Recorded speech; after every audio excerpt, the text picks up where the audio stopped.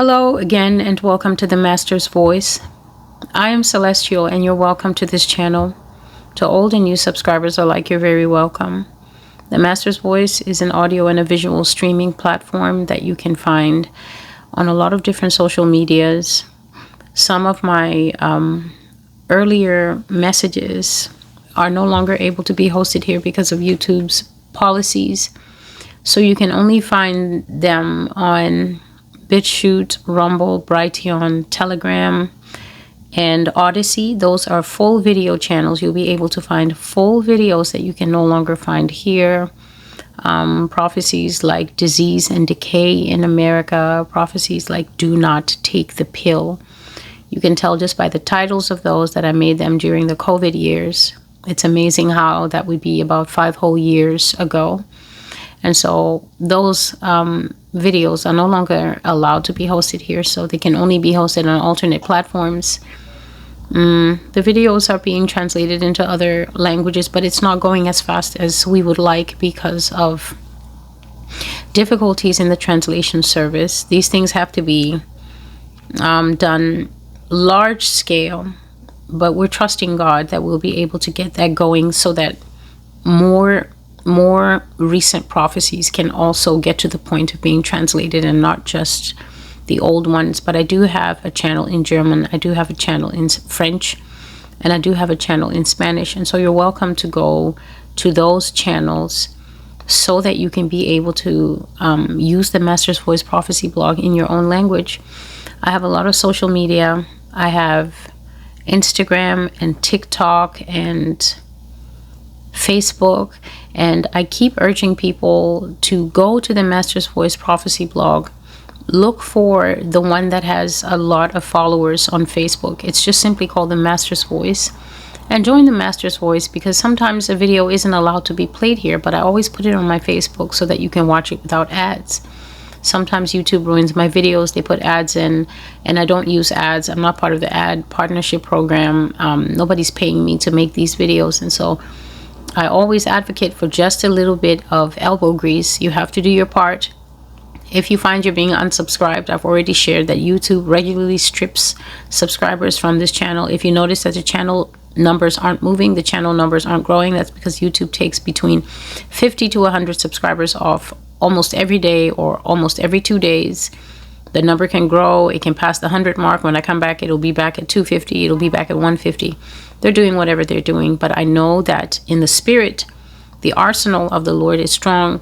And the people that God wants to be here are here. Whoever doesn't want to be here, nobody's keeping you here. This is not a hostage situation. You simply move on to wherever it is that you want to be. And hopefully the spirit that's leading you on will prepare you for the things that are ahead. And with that said, here's the prophecy that I have been talking about since August. The first time I talked about it was, I mentioned it in the prophecy, the running man, in the intro of that prophecy. I spoke about how the Lord gave me a dream that was really difficult for me to bear. It was hard on me emotionally. It was hard on me, very hard on me psychologically. And I said that I took the day off because I just wasn't in the mood to go to work and participate in small talk and things like that when I have seen what is coming in the future. And that dream was hard.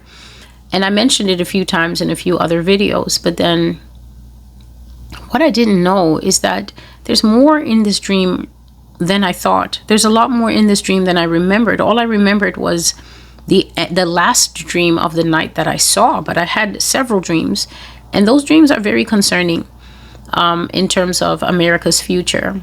They're concerning in that when people hear these dreams, it's very likely that you're going to have the usual response, oh no, and this is a terrible thing, and this shouldn't happen. And of course, if there are new people here and they're still detoxing from America, because that's the best way to put it, if you're going to be a person who lives in the United States and you don't listen to wisdom, and you don't listen to what is in Revelation chapter 18 and 4, and start coming out of her, my people, which literally means separating yourself from the cares of America, from the structure of America, from the society of America, from the politics of America. America's number one drug is politics. If you don't start separating yourself from getting worked up about all that, caring about all that, involved in all that, you're going to have a very difficult time of it, because we are in a,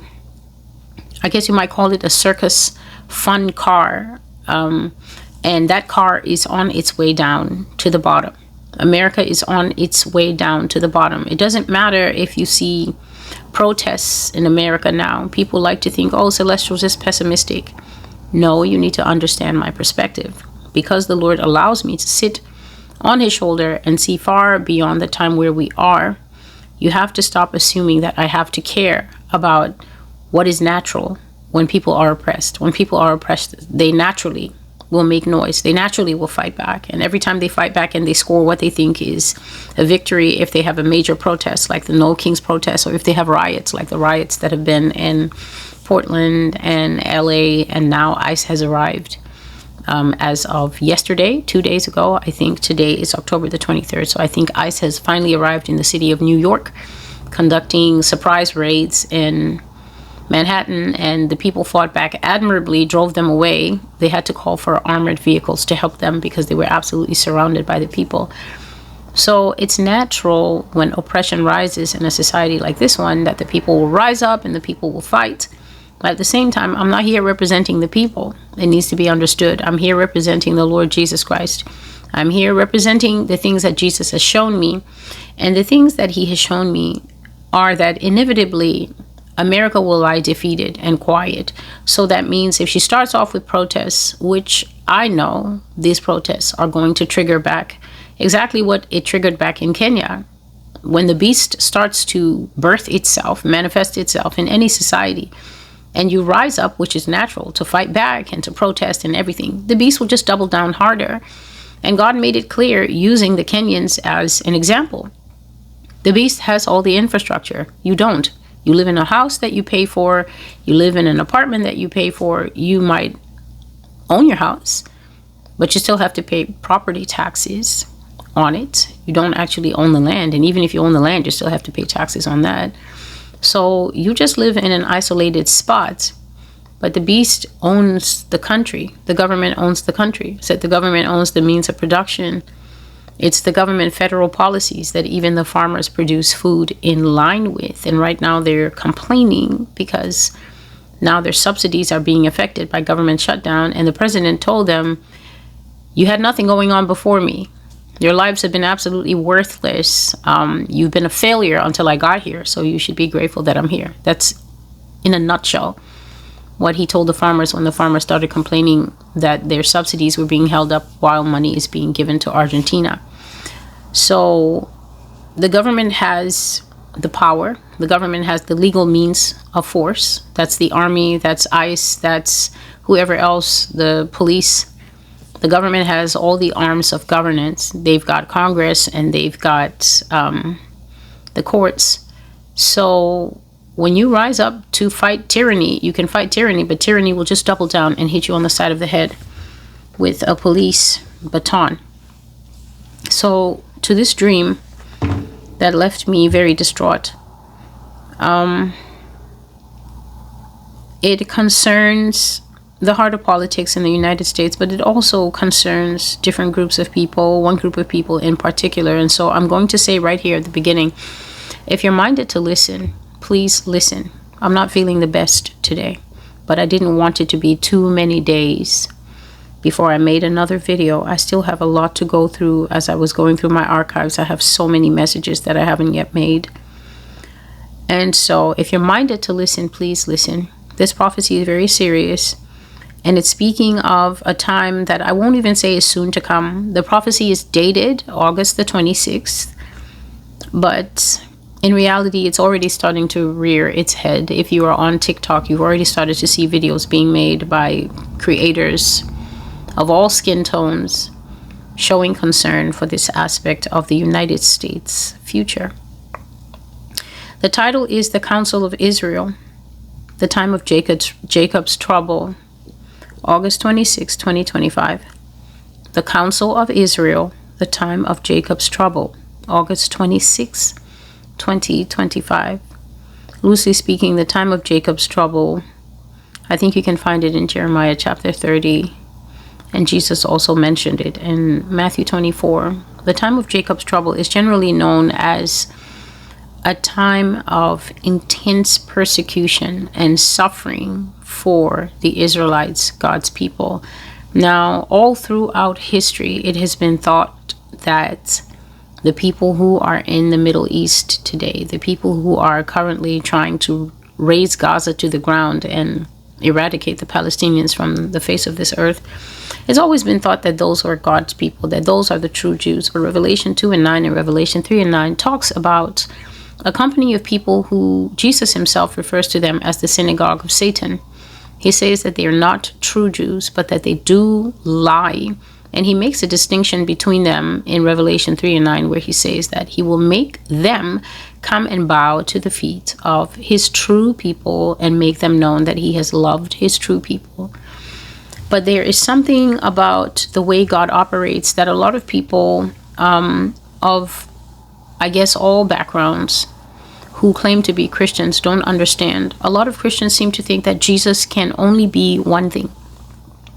So if he's good, they struggle to understand why he judges, because for some reason Christians struggle to believe that Jesus can be good and also be just. But it's common sense that if a person is good, they have to be just. Justice is a part of goodness. Justice is good. Injustice is bad. Seeing crime, seeing evil, seeing wickedness, seeing sin, and simply allowing it to exist because you think that the ultimate judge of the universe should not have any say in the horrible things that happen on this earth is very peculiar thinking. So people think if Jesus is good, then Jesus shouldn't judge sin. Jesus shouldn't have anything to say about the bad things that happen on this earth. But then how can he be a good God if he simply allows evil to run rampant? Now, when you bring this mindset down to perhaps a more granular level, whereby you're looking at the people who are the true Jews, their thinking is even more peculiar on a large scale. Speaking now for the majority of them, they think because that promises exist in the Bible towards them, then that means that nothing is required from them. They don't have to change. All they have to do is wait, like a basketball player or like a football player who's waiting in the wings, for them to call his jersey number, and then he's going to jog out confidently into the bright lights, and he's going to hear the praise and the admiration and the adoration of the people in the stands calling his name, and he's the next player up. And so there are millions of people in this country and around the world who belong to true Israel who don't grasp that there's actually a corridor that Israel is going to pass through. I just call it threshing because that's what it's going to be. And it's never been a secret in the kind of prophecies that the Lord gives me. I mean, once you can speak English, really, there's no excuse for claiming that you don't understand what I'm saying, because I'm not confusing. I don't come with high-minded language and things that people don't understand. If I'm using phraseology that people don't understand, I take the time to explain it. I take time to break things down because I know that your teenagers are listening, and your teenagers need to be given a fair shot. No matter what color you are, no matter what background you are, your teenagers and your children who are of age, of understanding, they need to be given a fair shot to hear the gospel woven with prophecy presented to them in a way that makes them understand that mom and dad are not going to stand by your side when you are judged on Judgment Day. Your parents don't have anything to do with your individual judgment. If you're a young person, whether you're 15 or whether you're 25, you're going to stand before Jesus Christ on your own, and you're going to give an account with your own mouth for the things that you said and the things that you did. So nothing that I say is confusing. But when it comes to Israel, there is, as Apostle Paul said, there's like this veil over the heads and over the eyes of God's people, and they really, truly have a problem listening. They also have, to a large extent, especially in the Black American community, a massive ego problem. There's a massive ego problem coupled with a massive self-esteem issue that always flies off the handle and becomes aggravated and upset and enraged. And it comes from generational trauma, which I've covered here in 2024. It comes from generational trauma. And that's just the Lord's observation. It's not me trying to psychoanalyze anybody and shrink anybody at this time of the morning. It comes from generational trauma, whereby when you think of things that were done in the past, right? When you think of systemic oppression, when you think of systemic attack, when you think of systemic racism, but that's not all, right? Because oppression, it's a large scale idea that attempts to make the room smaller and draw the air out of the room, so you're constantly in there like you have asthma, struggling to breathe, and that's how you live your life. That's oppression. And then there is systemic racism, and that is actual carefully thought out policies that are put in place, a kind of apartheid, if you will, to make sure that not only is the room made smaller, but then some nails are put in the room so that it informs the way you live. So you live in a small room, and then there's nails sticking out all the walls, so that as you're trying to find your way, you're constantly bumping into these mindsets and these things that are said to you on a daily basis that are guaranteed to put you in a state of constant fight or fight response, really. When you're exposed to systemic racism, this is racism when you're trying to rise, racism when you're trying to get hired, racism when you're trying to get promoted, racism when you want to transfer departments because you're experiencing racism and you would like to move away from that. And then even the process to get you transferred is telling you, well, she probably doesn't mean it, and you guys just have to get along. College students experience that when they want to change their roommates. They get told, oh, there's no other rooms. But then rooms magically appear when other people want to change their rooms. And you're constantly getting told to suck it up. You're constantly getting told to be stronger than that. You experience it in the medical field. It's just assumed that you don't feel pain like other people do. So you don't need the good medication. You don't need as many tests because apparently you have the most robust immune system in the world that doesn't require being tested, because it's just assumed you're probably faking it or you're exhibiting drug-seeking behavior.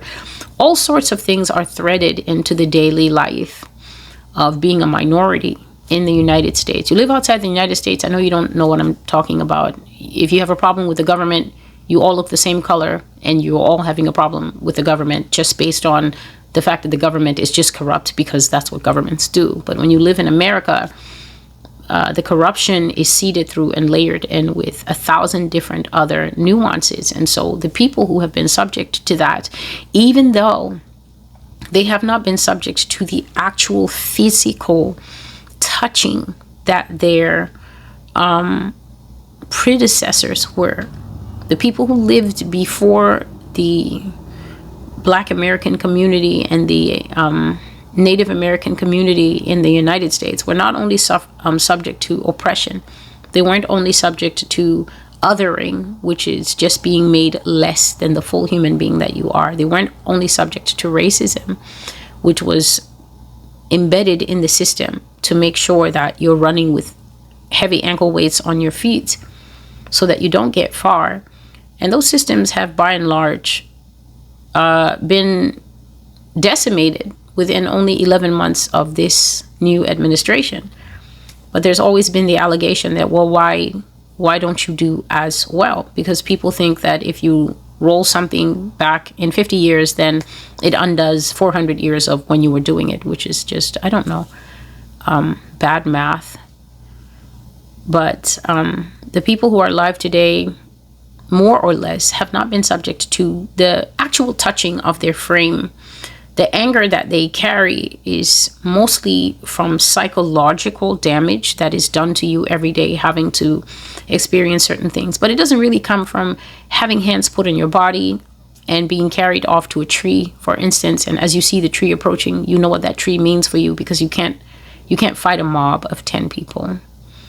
And so even as you see the tree, you know that you're dead before the actual physical process of the dying. And I can only imagine what seeing your death that is about to happen in the next 20 minutes does to a person before the actual dying. So This dream that the Lord gave me affected me on different levels, but I'm always true to what God shows me because I want people to understand why I'm here.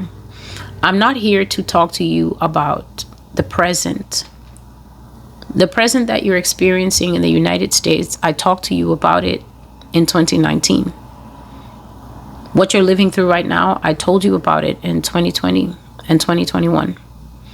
So now that you can see armored vehicles on the street that ICE can call for in a difficulty, I told you that the streets wouldn't only be for cars and city bikes, eco bikes, and surfboards. I mean, not surfboards, skateboards. I told you that the American streets would be the home for armored vehicles, for men who were wearing helmets, for men who were wearing camo, for men who were wearing mirrored sunglasses. I told you that those men are not your friend.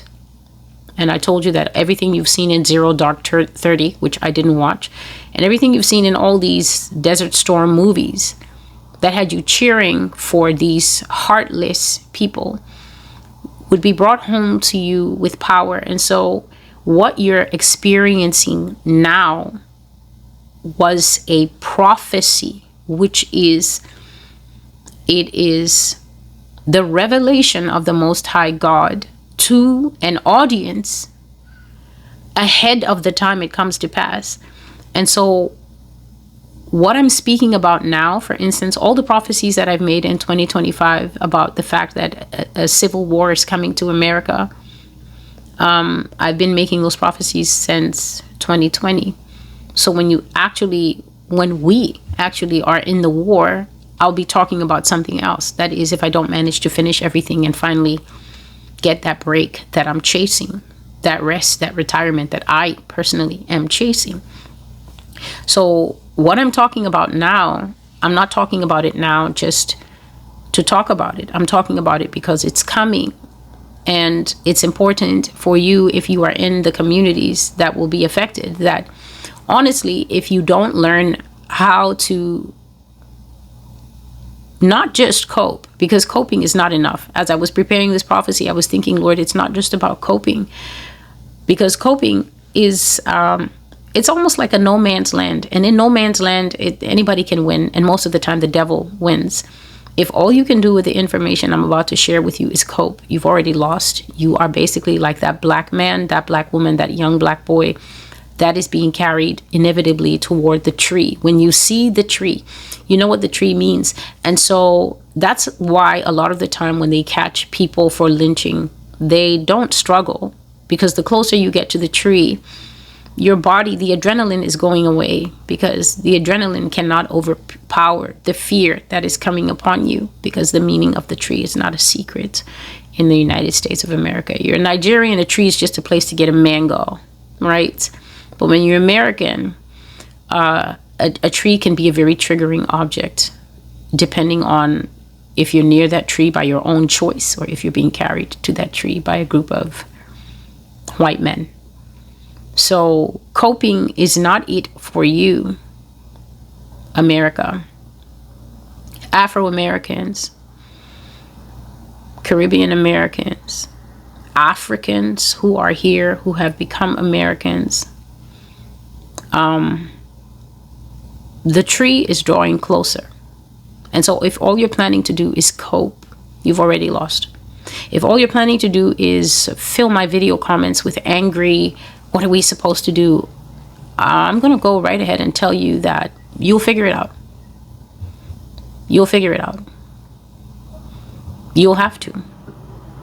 Because if you don't, you will slip into depression, you will slip into suicidalness, you will slip into rage, which is most likely to get you killed. Because here's what I can tell you. The future isn't going to change because you're angry. The future is not going to change because you get belligerent. In fact, God has anticipated all these emotions out of you.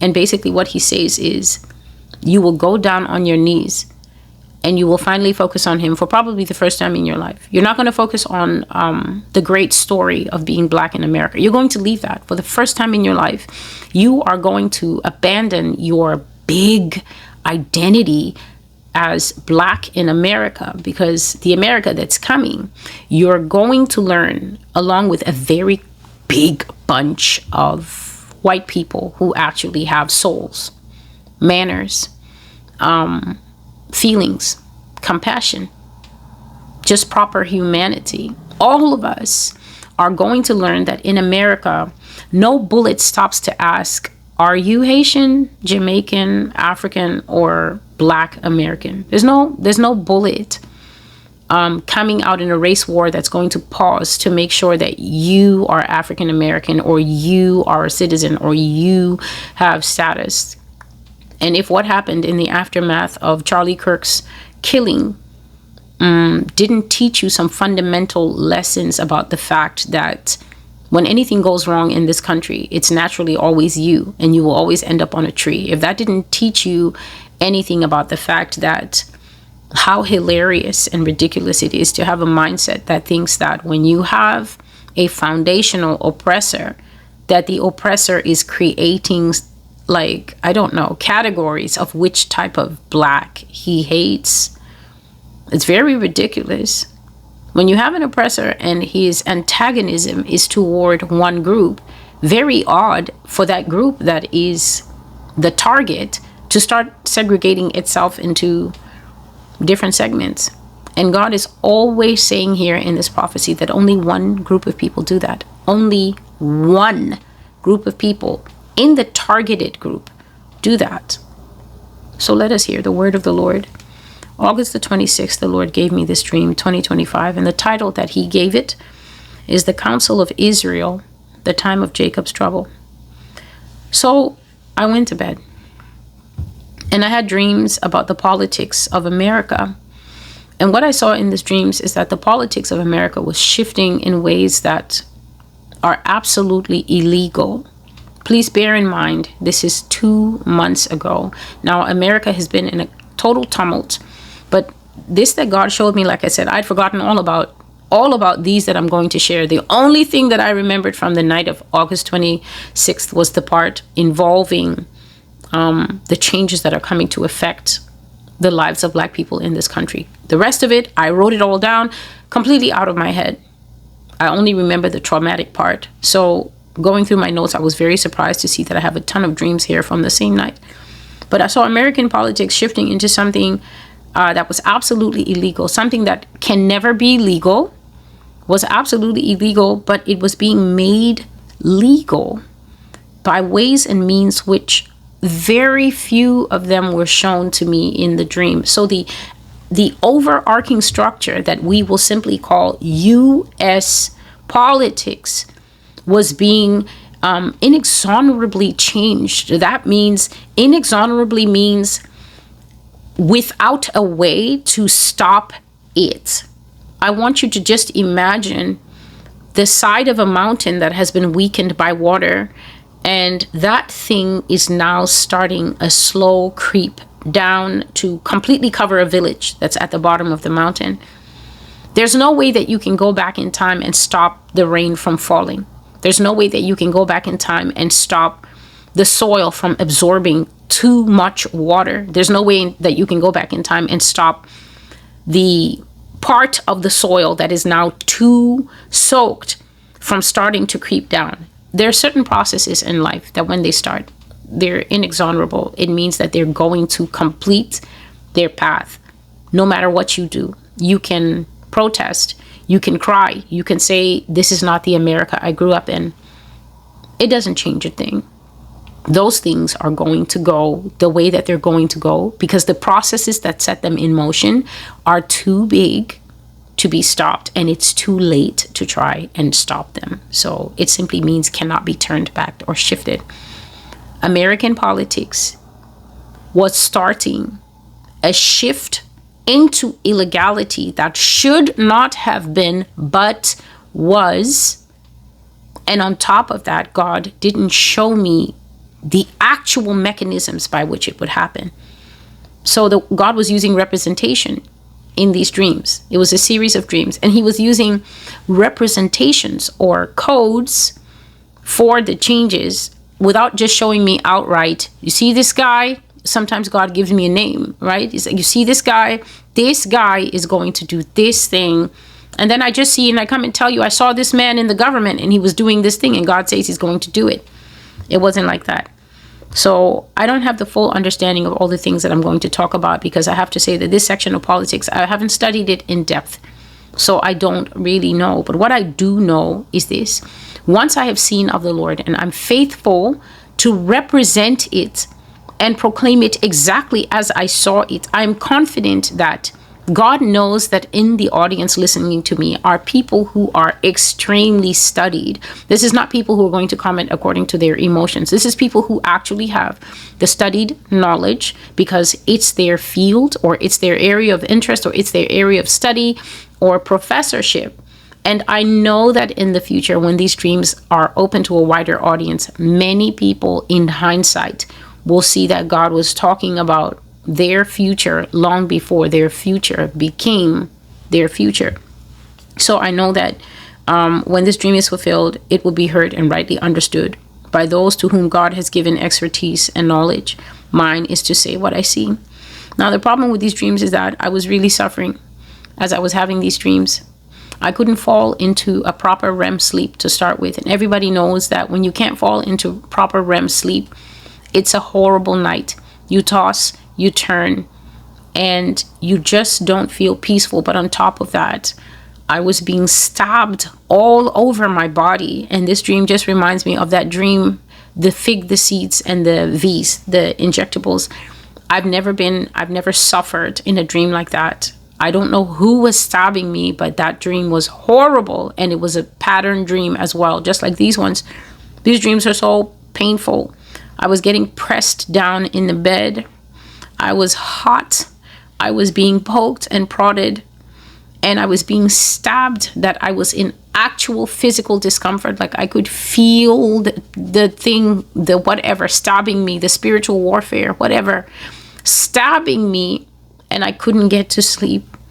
Some form of night attack was just making the whole matter more horrible for me. And sometimes that's because the certain types of dreams, there'll be horrible spiritual warfare surrounding the dream for me to forget the dream, or for me to feel so much pain that the dream comes out of my spirit, whatever.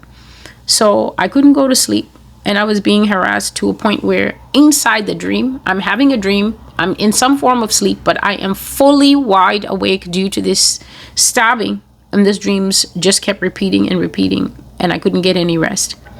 And I spoke bitterly to the Lord in the dream, and I said, why are you allowing me to be stabbed like this? And why do you keep repeating and showing me the same dream? I've seen it, Lord. Haven't I seen it enough? Why does it keep coming back? And why are you allowing this to happen to me? So in the first dream that I saw people tampering with the electoral system of America to the great detriment of all the people in America. I need you to understand that this dream is going to go by layer, starting with the surface layer, the overarching layer, the big picture, until it gets to where it gets to. So I saw that something was tampering with the electoral system in the United States to the detriment of all people in America who have the sovereign right to vote. However, the people who suffered the most from the tampering of the electoral system was the minorities. Specifically, God showed me that those who sort of tumbled to the bottom, those who kind of came to the bottom like sediment because of the illegal things that were being done to the voting system in America, were definitely the minorities in America. However, the people who were tampering with the voting system were white, black, and Hispanic people. I saw them very clearly. Voting system being tampered with, and the people tampering with it, messing around with it and trying to destroy it. White people, black people, and Hispanic people. I saw men and women of these three races working on the destruction of the free vote system of the US by various means, but God did not specify to me what these means were, meaning that it was not revealed to me explicitly what channels, what actions, or what powers they were using to destroy elections. I just saw that they were trying to destroy elections, and I saw that as they were working on it, minorities in America, which is predominantly Native American, even though they're not too big on voting, honestly, and Hispanic American and Black Americans were tumbling to the bottom of the totem pole as these changes were going on. So each time, the dream that repeated the most was the dream of what I will call the yellow election box. In these dreams, God showed me something like an election, but the election was represented by a bright yellow, tightly locked plastic box standing on a pole. So just think of the pole of the parking meter. It's a sturdy pole, and then the parking meter is there. It's a pretty thick pole. Think of a pretty sturdy pole, and then this bright yellow, almost like a construction, the kind of thing that a construction worker would carry, this bright yellow box, tightly locked plastic box, represented elections. I didn't see actual elections like where we have polling stations, where we have, a place whereby everybody knows, okay, this school is being used for a polling station today. Oh, this place is going to be used for a polling station. Everybody can go there and everybody can vote. And there's election machines and the election monitors and everything. It's all been set up. It has security. It's vetted because votes are going to be counted there. Nothing like that. I was just in the air and I was looking and I just saw this yellow box fastened to this thick pole standing there. And I saw a Hispanic woman, a Black woman, and a white man creeping up at different times in different variations of this dream that kept repeating. This first one, I saw a Hispanic woman, a Black woman, and a white man creeping up at different times and using the same tool, a very long nose screwdriver, to try and crack the lock that was on the box. Remember, the box represents elections. I saw a Hispanic woman, a Black woman, and a white man who would creep in at different times with this very long nose screwdriver. And they would put the screwdriver into this big black lock that sat keeping the box closed, like on the mouth of like a giant yellow lunchbox with this big black lock. And they would all try to pick the lock at different times to open up this box that is called elections. Sometimes they came in teams. So I'd have a dream, the dream will repeat, and then I'd see the white man and the Black woman come in, and together they're working, taking turns with the screwdriver to try and crack it. And then the Hispanic woman and the white man would come in another dream, and they would work on that box to try and crack it. Sometimes each of these people came alone in different variations of the dream. And of the three of them, I saw that the Hispanic lady was the most crafty. This is how this woman was shown to me. She was the one, whether she came alone or whether she came in a team, she came the closest each time to cracking that box. This woman was shown to me as extremely devious, crafty, and very skilled. And because she was the one who came closest to cracking the box, she was also shown to me to be the most dangerous one in the group. Between the three people, the Hispanic lady, the Black lady, and the white guy, continually making efforts to crack the election box open, the lock of the box, and even the box itself sustained terrible damage over time. This is because they were not above trying to pry that long nose screwdriver into the sides of the box, where a box would shut, just like a suitcase, right? And then it has a lock, but it still has a seam. They tried to jimmy the sides to get it to pop open. They caused terrible damage to this election box over time. At one time, they even tried drilling into the side of the box to make a hole in it by which they could then gain entry into that box. But that box was very sturdy. However, because of non-stop efforts, the lock of the box became very damaged, and the surface of the box started looking very weak and worn. But I never saw any of them, whether as a group or single, manage to actually open the box. They just greatly damaged it over time. So this was my first series of dreams. I then shifted into another dream, and God was telling me in that dream that minorities will be highly downgraded in their vote. So we're talking about, at the beginning, you heard me say that God was showing me that the U.S. political system will start to go through a lot of illegal activity, illegal behavior to the great detriment of all the people in the United States, but especially the minorities, were going to be affected by these illegal changes done to the political system, the electoral system specifically. So he said that minorities will be highly downgraded in their vote. Yah said that they will be deliberately undermined. The Lord said that minorities will be downgraded in their vote, in that their vote will not match the average vote in America. And that is just one of the ways that they will be disenfranchised and put into a child's position again.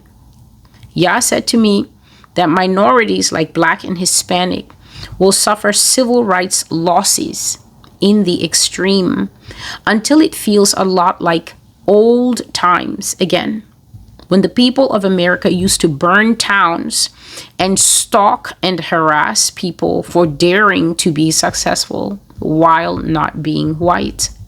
He said that the oppression will be right-wing in nature, but plenty of people across all sides will be drawn to participate in it because they agree with it, or they feel threatened to join at the expense of their own safety and well-being. I don't remember seeing any pictures in this dream. It was just God talking to me. I've shared here that sometimes I get dreams where I'm just sleeping. It's just eyelids. It's just dark. I'm sleeping, but God is inside that, and that is a dream. He's inside it, and he's talking to me, and he's telling me something.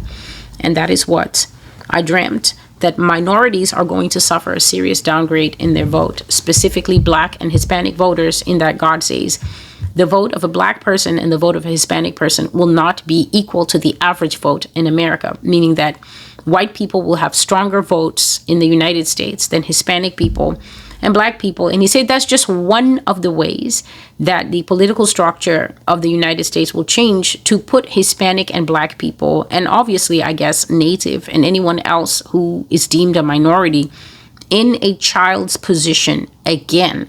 When somebody uses the word again, that means a repeat of something that has already happened before is happening again. And Black people are well aware that they have been put in a disenfranchised position before.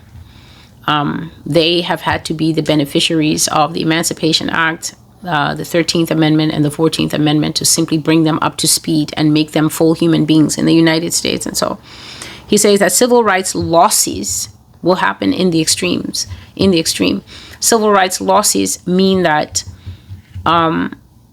and this is very odd for you if you haven't grown up in this kind of situation. It's understandably odd for you, and you might even feel a little bit embarrassed at having to hear that America is the kind of country that needs to be told to make a law to allow everybody to use the same bus, to allow everybody to use the same bathroom, to allow everybody to sit in the same classroom, to allow everybody to use the same drinking fountain, to allow everybody to get into the same pool.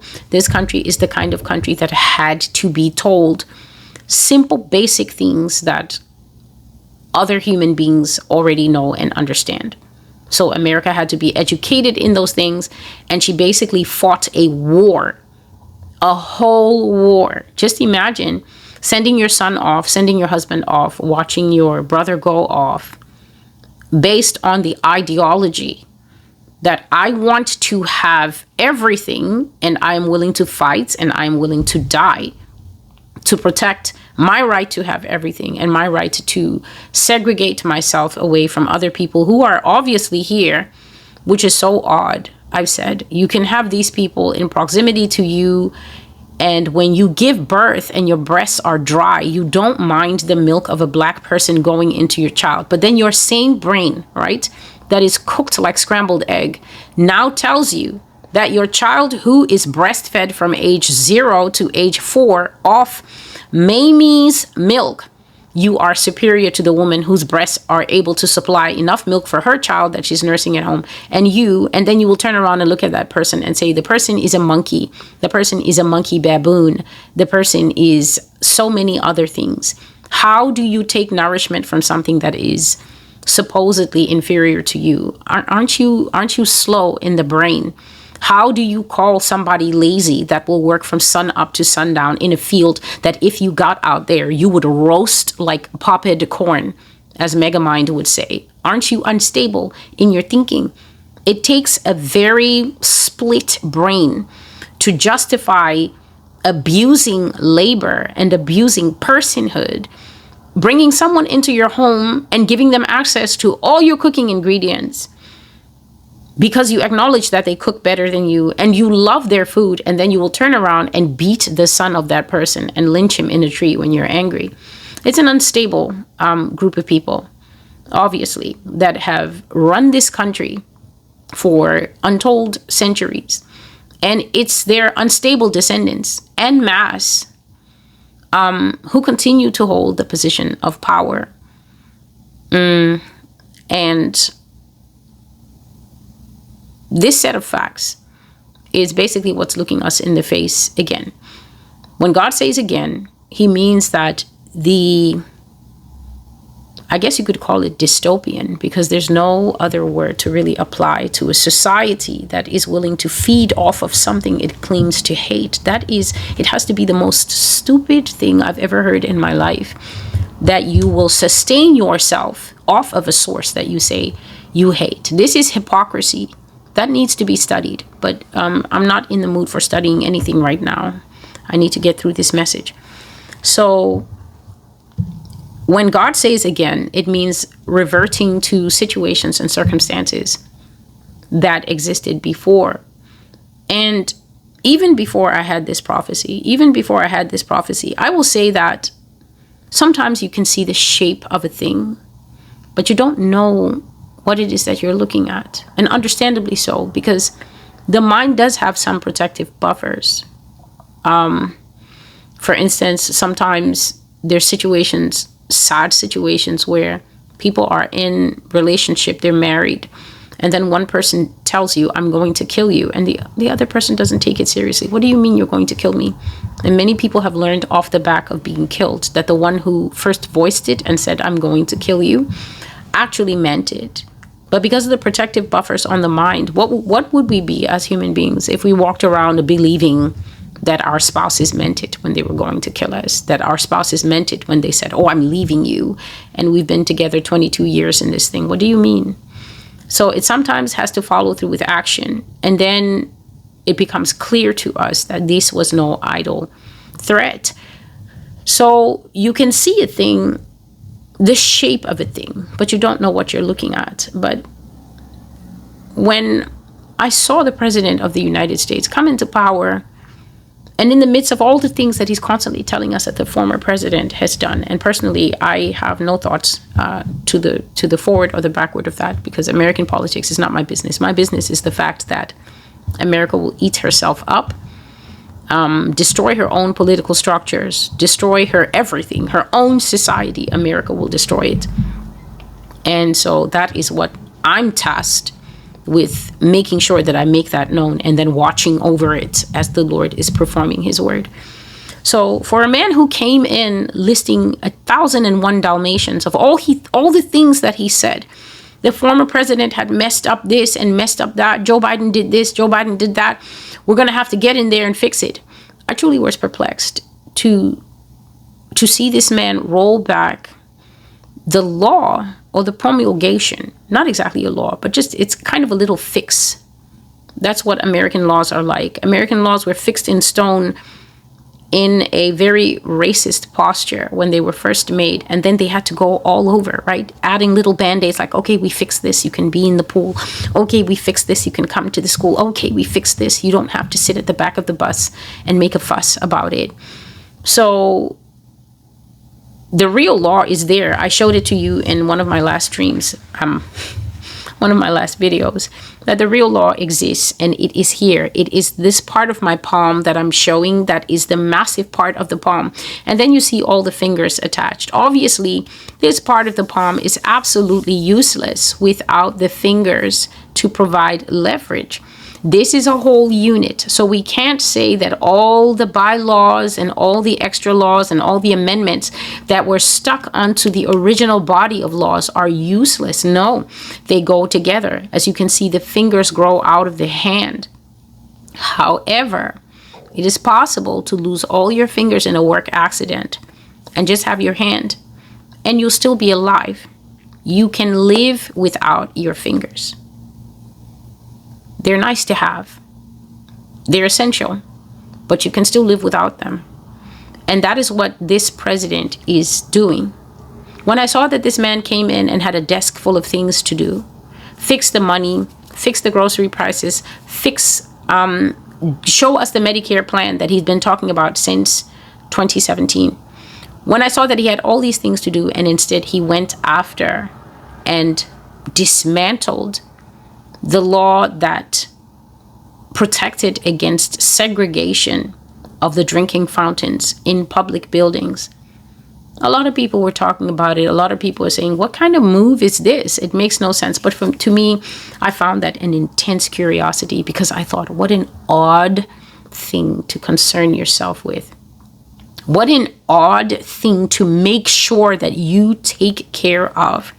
This thing is connected to a bigger thing. This thing is a pinky finger, a ring finger that's connected to something bigger. But at the time, because like I said, the mind has buffers, and the mind would never just think, he's trying to stop me from drinking in the drinking fountain in a federal building. Whose mind would go there? No well-fed, magnesium-based mind would go there. And so sometimes you see a clue and you know that it means something, but until you get the larger picture, you just don't know where to stick it. So now God is telling us quite plainly where it's going to be stuck. The downgrade of the vote in America will affect minorities primarily. And God says that their vote will not be equal to a white vote. And that is something that we find in, I think it's called the 3/5 compromise. The southern states, who were those that were adamant that they get to possess human beings to work in their fields, those lazy black people. That's what they were fighting for in the Confederate Army. And so they wanted not for the slaves to be free, but they wanted to be able to allow the slaves to vote in bulk. This is not, as God says, as you heard me say in the beginning, you won't be able to see that sovereign one man, one vote. Or maybe I haven't gotten there yet.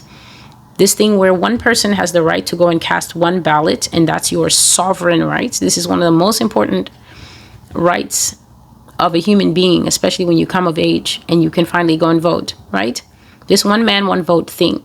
The southern states didn't want to do that. They didn't want to say every slave gets a vote, because that would be tantamount to admitting that every slave has a brain and every slave can reach an approximation, an understanding of what a candidate is, what a political candidate is. It means that if you allow a slave to have a vote, it means that the slave is capable of appreciating political arguments, and the slave is capable of listening to different political positions and deciding in a good and a wise way, I like this political position and I like this candidate, and I would like to use my sovereign vote to support that person. That was obviously way too much mental work for monkey baboons. And so what they wanted was to extend a kind of aggregate right of representation. And their sole reason for doing it is so that they could have more sway in Congress over the northern states who did not have slaves. So they wanted to have a higher representation of themselves in Congress. So they wanted to have this kind of bulk voting system where they could like group up a bunch of slaves and say, okay, this much of them can vote, and then it will count as one vote. But because that one vote is coming from their states, they get a higher representation in Congress at the end of the day. And then they also wanted to tax the slaves, but they didn't want to tax the slaves in bulk. They wanted to tax each slave individually so that they could maximize the coins coming out of the people. So you see how greed really does addle your thinking process, because you will do all this and then in your mind, it makes sense to you. And so the northern states were not for that. They didn't want the slave to have any kind of vote, but they were on board with the taxation idea. And so you see how God really understands the American psyche, the white American psyche, because he did say here, just a moment, please, that the oppression will be right-wing in nature, which means that it's definitely coming from the red side of the aisle, and they're not hiding it. They're not hiding it at all in these current times. But at the same time, God says that there are people across all sides. So he means from the independent and from the left, which might be shocking to some of you, but not really to somebody like me, right? Because people only maintain these loyalties to the Republican Party and the Democrat Party because of one-upmanship and comeuppance against the other side. It's clearly obvious to anybody who has remotely stared at American politics, like the Australians, right? They're always staring here and getting involved. It's quite obvious that a lot of Americans are completely jaded on politics, and they don't believe anything that Republicans or Democrats say. They don't believe with their whole heart anymore. They're jaded off the politicians, but the reason that they're still so gung-ho for their side is because of one-upmanship and comeuppance, meaning I can't let the other side win. I cannot have a Republican Party in office simply because blue won't let me. I can't have the Republicans in party because blue does not allow that. I can't allow the Democrats to win because what kind of red-blooded Republican would I be? And so they foment so much support of this sides. They rage. If you look at people in America, they rage over politics, but that rage is simply against a perceived enemy on the other side. That person is my enemy just because they're on the other side. I don't even know what they really believe. I just believe what my party says about them, and I automatically hate them, and I'm going to support my party to the last drop. But what people really support is their own comfort and their own selves. They support their own mental bias, which means God is basically telling you that there's people who are not Republican. They're on the other side of the aisle that are appearing to be supportive of minorities' rights, but are not. In other words, they're going along with what looks right, simply because to not do that would make them look bad. It's bad to be seen as a racist, even though true racists in America don't care. True racists in America, you have to hand it to them. They're true blue to their superiority complex.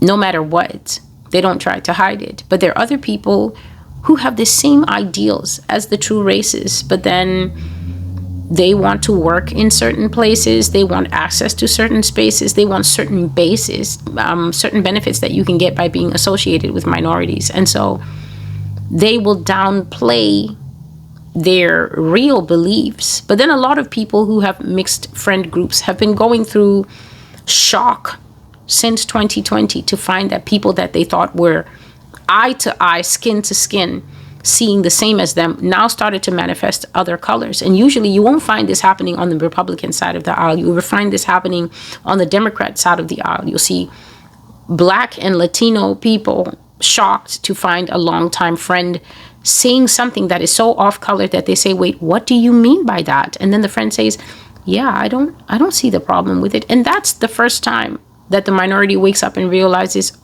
oh my goodness, I might as well be with Billy Bob himself, except that Billy Bob is always himself. But this person carries Billy Bob's inner self, but looks differently. I experienced that massively here on the Master's Voice Prophecy blog. When certain issues come up, all of a sudden, there's just this flip, there's just this manifestation. And I'm always like, there it is. There it is. And that's because I live under no illusion that it is there. It's there. It just takes the right set of circumstances, like a Charlie Kirk killing. It just takes the right set of circumstances, like an Israel prophecy, to bring that stuff right out. And that's because it's just below the surface. And God knows how to provoke it out.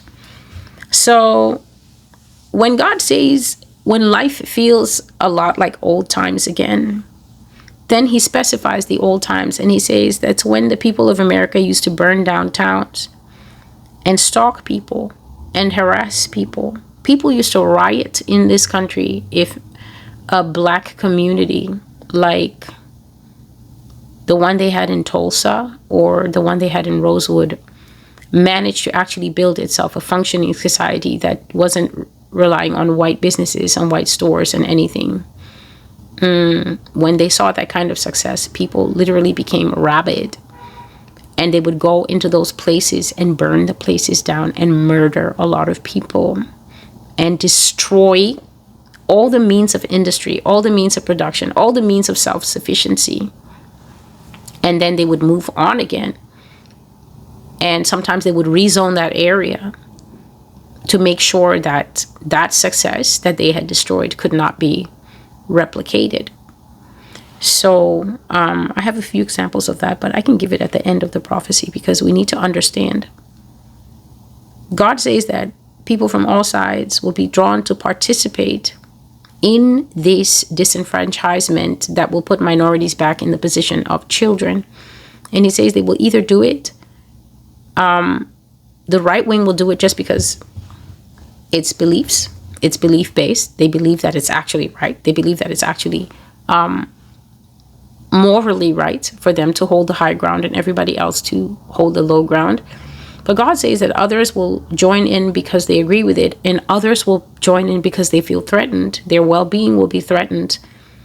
Their lives, their safety will be threatened. And so that was my second dream. That one was just one with God talking to me. The first one was many with the election lockbox. And then I had another dream, greatly uncomfortable dream. And I started to see people stealing votes in a way that I don't know if it's possible now in America, but I felt that it's stealing votes in a way that's not possible right now in America. I saw people taking big bags of ballots to their houses and physically sitting on it like a Christmas sack of toys. That's how the ballots were being shown to me, like in a big sack. And people took the ballots to their houses and they sat on it. And this is a kind of voter suppression. That's what it was representing, except that it was actual physical ballots. And I can just go a little bit ahead of myself and tell you that God says that tampering is going to get so bad that America is going to decide to go back to paper ballots. She's going to decide to go back to paper votes. So all this Dominion machine, Liberty Vote, the president's friend bought majority stake in the voting company. It's not going to be like that. America's going to try and go back to keep her votes safe. She's going to try and go back to paper voting. I don't know if it's all forms or some form, but I think it will be all forms. So I saw people taking big bags of ballots to their houses and physically sitting on it like Christmas sacks of toys.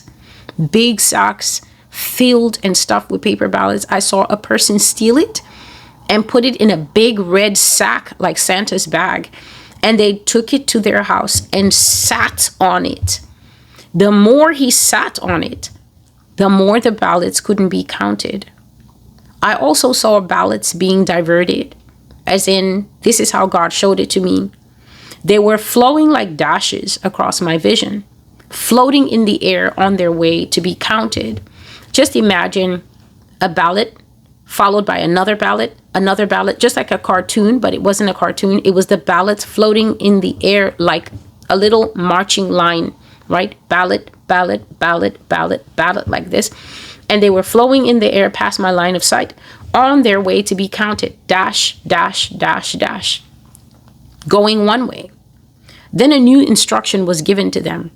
And the way the new instruction was given to these ballots that were on their way, one way, on their way to be counted, was like how the body will instruct the cells to produce more of what a person needs. Like when a person is under attack by a virus, then the body will instruct the white blood cells to produce antibodies for whatever is affecting that person. The body will give an instruction to the white blood cells, make an antibody for whatever is attacking us, and the new instruction will prompt a different response from the white blood cells. And that is how the body overcomes its invaders. Well, those dashes in my sight that were following each other in one direction received a new instruction, and then they changed direction and they began to flow the other way instead. They began to flow in another direction. That was one dream I saw. People taking big bags of ballots to their houses and sitting on the ballots like, and they would sit on this big sack in a big red Santa bag of ballots. And the more the person sat on it, the more those votes could not be counted. And then obviously I saw dashes that were given another instruction and they were flowing one way. Obviously votes that were going one way, a new instruction was given to them and they began to go the other way. So the votes were diverted. That was one way I saw. I had another dream and I saw election ballots, again like dashes, waiting at a traffic light. So they came flowing down the street, one after another, just like little toy cars, but floating in the air. And they came to the intersection and they were floating in the air and waiting for the traffic light to change. Now the traffic light would have changed and they would have been able to continue in the same direction as they were going. All of a sudden, the traffic light gave a new instruction and the dashes split apart and started flowing down two side streets, instead of continuing on in one straight direction as they had intended. Instead of all the ballots that were intended going one way as they had first been instructed, the traffic light told them to split. And then I saw the ballots split up. So instead of falling in one line, the ballots split up and began to go down two opposite streets. All over America, God showed me the voting pattern changed in manipulated ways. And I was so confused about that. But my greatest confusion was why I had to be stabbed so relentlessly as I was seeing it. So something was affecting ballots in America. Something was diverting votes that were intended for one person to go to another person. And also something was splitting the vote. Something was splitting the vote. And God says that these were manipulations that were affecting and changing the voter pattern of the United States. So those were the dreams about the electoral system, people trying to break into the sturdy election box, attacking it and using sneaky tactics on it, trying to manipulate it, trying to pry it open, trying to pick the lock until they caused such terrible visible damage to the box and to the lock. The reduction of minorities' power in voting, the return of times of persecution, whereby white people in America used to burn crosses on people's lawns, used to spit on people. The police used to loose dogs on people. The police used to really harass people in the United States. I think people had to carry, there was a time in America where people had to carry freedom papers. Okay, so after the Emancipation Proclamation, after the 13th Amendment abolished slavery, and after the 14th Amendment says that everybody who's born in the United States is a citizen, establishing that all people have equal rights under the law, people who were freed from slavery still had to prove it by carrying freedom papers, because there used to be roving gangs. Okay, there used to be roving gangs of people in this country who could come upon you.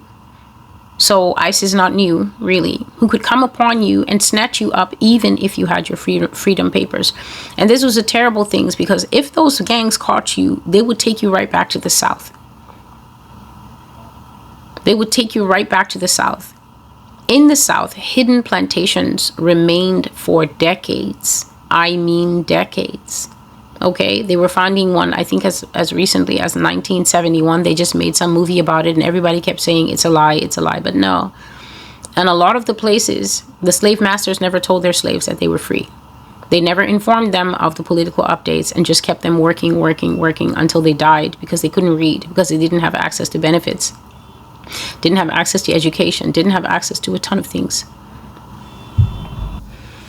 And so if you claim that you're superior, and yet you can't prove that superiority by anything you actually do, you have to prove the superiority through repression, oppression, and consistent merciless violence, then it doesn't say that there's much evidence of the supposed superiority.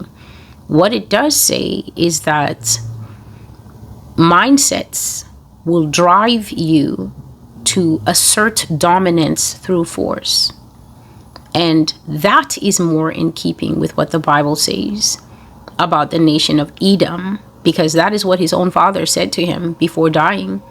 When Esau was crying because Jacob had taken his blessing, and he was asking his father, don't you have another blessing? Don't you have another blessing? And the father said, oh no, the blessing of the heavens, the blessing of the dew, the blessing of the superiority over his brothers, I've already given it to Jacob. Jacob, who would, of course, in time become the 12 tribes.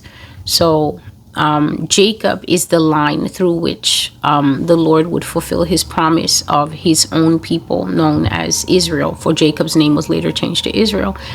But Esau, who would later be called Edom, was inconsolable. And he said, no, my father, bless me too, bless me too. And the father did say one striking thing to him that we can see played out 1,000,001 times throughout history. And he said that you will be a man who will make your way by the sword.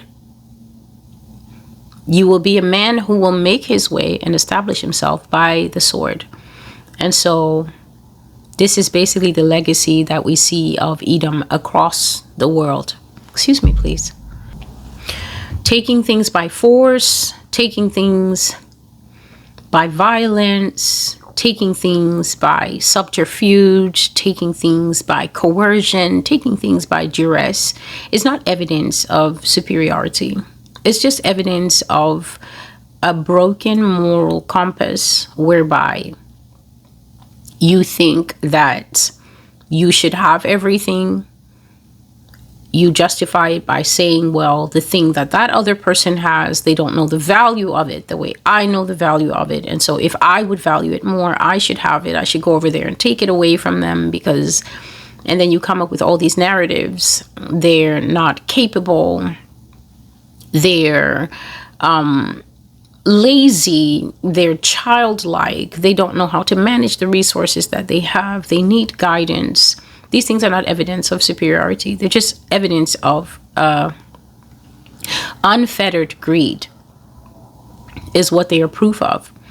And so to destroy success because you see it and don't like it, it's not superiority.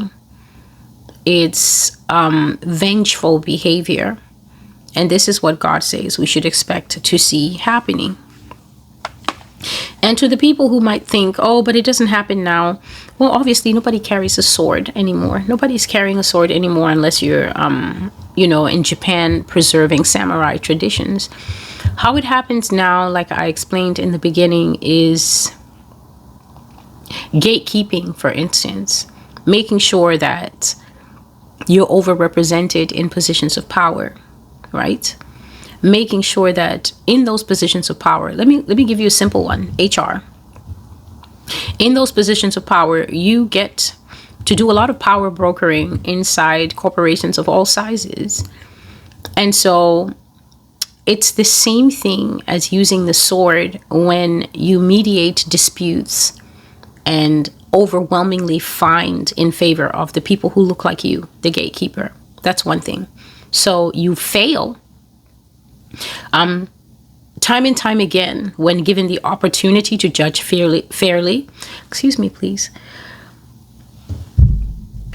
When given the opportunity to judge fairly and you don't. It's a form of using your sword when so many resumes in this desperately difficult economy come across your desk. And then as soon as you see certain names, you automatically weed those names out on presumptions of lack of capability because of the name, the ethnicity of the name. And obviously, there's a lot of instructions that come down from HR, and I've shared them in my old videos where Yah says that the instructions that come down from the head to HR are, if it's certain names, put it in the trash. And then if you see certain certifications and skill sets that we can use, hire them, but then stagger them, whereby the darker skin tones will occupy lower jobs. And there's obviously a difficulty to rise from those lower jobs. And then he was even saying something like, if it's Italian, then no higher than middle management. So unless an Italian person builds a company or starts their own restaurant, starts their own hedge fund, then it's not likely that you're ever going to sit at the board level. So when you look at the discrepancy in representation, then this is the evidence of the sword in play. And it's just drawing economic blood. It's drawing blood of prosperity that many would like to enjoy, but don't, based simply on presumptions that stem from nothing that makes sense. Racism is just rooted in advanced insecurity. And no one can be able to get that insecurity out of the one who has it unless that person is actually willing to confront themselves, unless you're actually willing to confront yourself and admit that these things are in you, even though you don't carry the tagline slaver or something like that. Then that's why these things keep repeating in American society, because there's such a poverty of willingness to actually look at the issue and name the issue, instead of just poo-pooing it and saying that, oh, that doesn't exist anymore. We need to stop having these old conversations. These conversations are as fresh as the Civil War because they've never been properly addressed. They've never been properly addressed because there's an embarrassment and a shame that goes along with addressing them. Right now in government, foreigners, in case you don't know, right now in government, there's, I don't know if he's a congressman or he's a House of Reps, if he's one of the House of Representatives, but an actual swastika appeared on a Zoom call for a government official. Let's just put it that way. Government official, right? So someone in his office is on a Zoom call with someone else calling in, and in back of them is an American flag, but on the American flag is a swastika. And then everybody's like, who put that flag there? And there's investigations to get to the bottom of it. There's no investigations to get to the bottom of it, because there's absolutely no way that the people in that office did not know that that flag was there. Now, that flag could have been put up freshly that day for it to get seen. That's a possibility. Or that flag could have been there for 2 years in that government office, and all the people in that office are fine with it. And in order for them to be fine with it, that means that there's probably no minorities in that office. It's a Republican's office, obviously. And so he's disavowing knowledge of it, and everybody's so shocked. Who crept in the middle of the night and put that flag there? But these things are just emblematic of the fact that there remain spaces in this country where all kinds of immoral and unpalatable things get said, get laughed at, are acceptable, simply because that space is not diversified enough for anyone to take umbrage with it, for anyone to get upset with it, for anyone to say, well, how can these things be said? How do you hold these thoughts? How can you voice these epithets? But if you are holding a true Christian's perspective, honestly, this is not to say that these things are not frustrating. It's not to downplay anything that I'm saying in this prophecy, because as I said, this prophecy frustrated my very soul to the point of tears. I really think that the last dream that I had was cut short because the amount of emotional distraught that I was feeling in real life interrupted the dream. I woke up in a flood of tears. I was crying in the dream, but I was crying in bed, and I think the crying was just too much, and it interrupted the dream, and I woke up. So to think that America doesn't have this sickness, as so many claim, is one of the biggest lies that I've heard this century. One of the biggest lies that I've heard this lifetime. This thing is right here on this blog. This thing is right here in the people who come here and watch, who patronize me.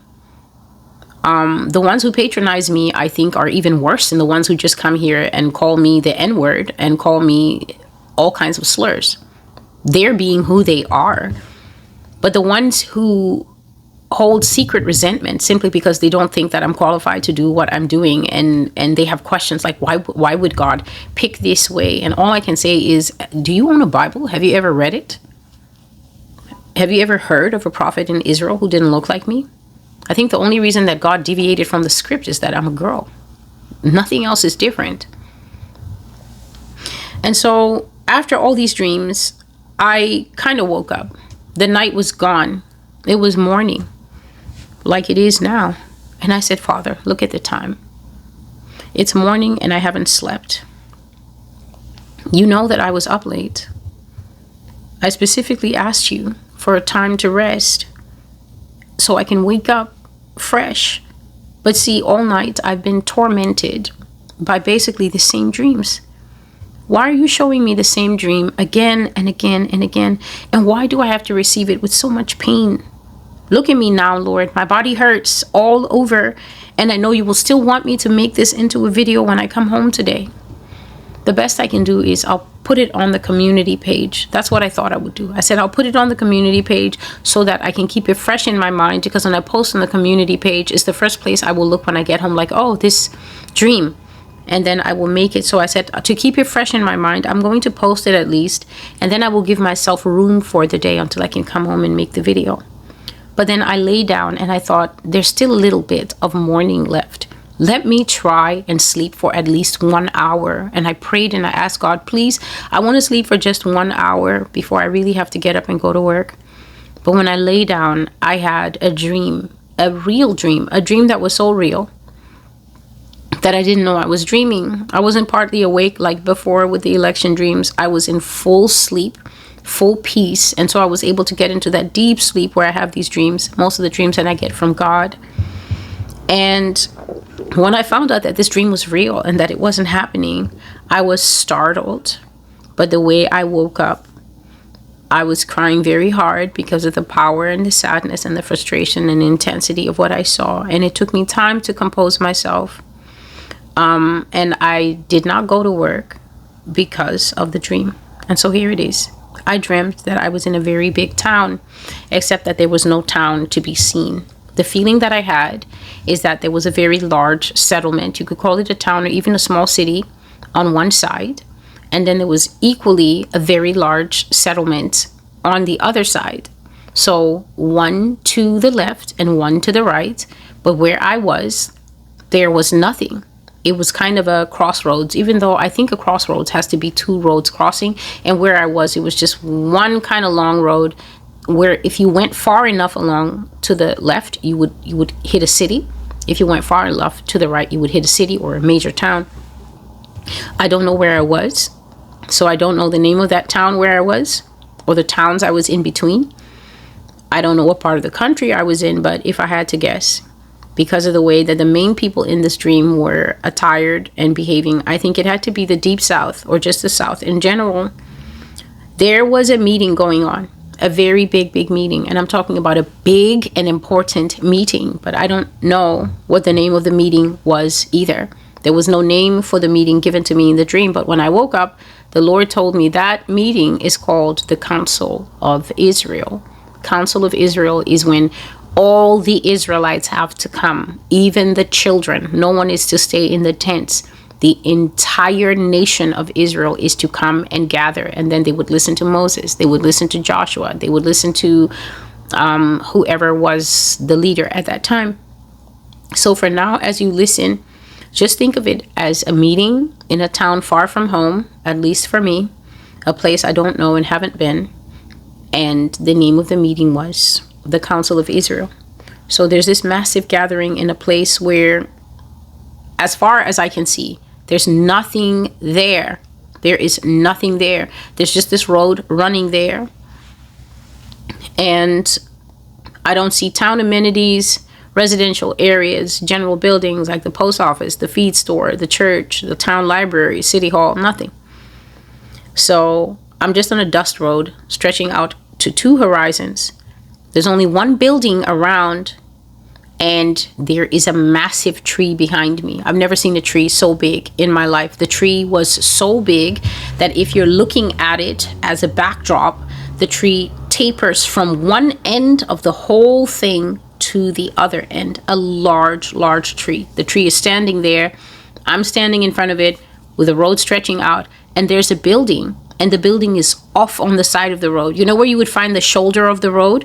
That's where the building was, but the building wasn't standing above ground like a building should. The entire structure of the building was built into the ground. And it wasn't always there. It had sunk there. The building had clearly sunken into the ground, because nobody builds a building into the ground, I guess, unless it's a bunker or something like that. Bunkers are deliberately built into the ground, but this was just an ordinary building, and it was in the ground. And from what I saw, it looked to me like it was built on ground at one point, but then the ground had softened into mud. Something caused the ground underneath the building to soften into such mud that had no resistance, that building literally sank until the entirety of it came down into the earth until it was level with the road. Meaning that if you drove on that road and you didn't look over the shoulder, you would never know that building was there. You basically had to get off of your car, stand on the road, and then gaze over the shoulder, and then you would see the building. And the building was huge, and it had no roof. You could look directly into it. And the way that it was built, it just looked like one massive big open hall. So it was so deep in the ground that I would reckon that if you were to divide it, it would have two stories. It would have a first floor and a second floor, but it was just one huge box, and it was full of Black people in there. It was full of Black people, and there was so much busyness inside the building because it had no roof. So standing there on the side of the road, I could gaze right into it. And there seemed to be some kind of major event going on, and there were organizers running all over, back and forth, trying to maintain order in the space and get people to take their seats. And even as I wrote here, okay, I'm getting a little bit ahead of myself, but I'll just keep going. The organizers were trying to get people to come in and take their seats. And I don't even know why my mind said take their seats, because there were no seats in this building.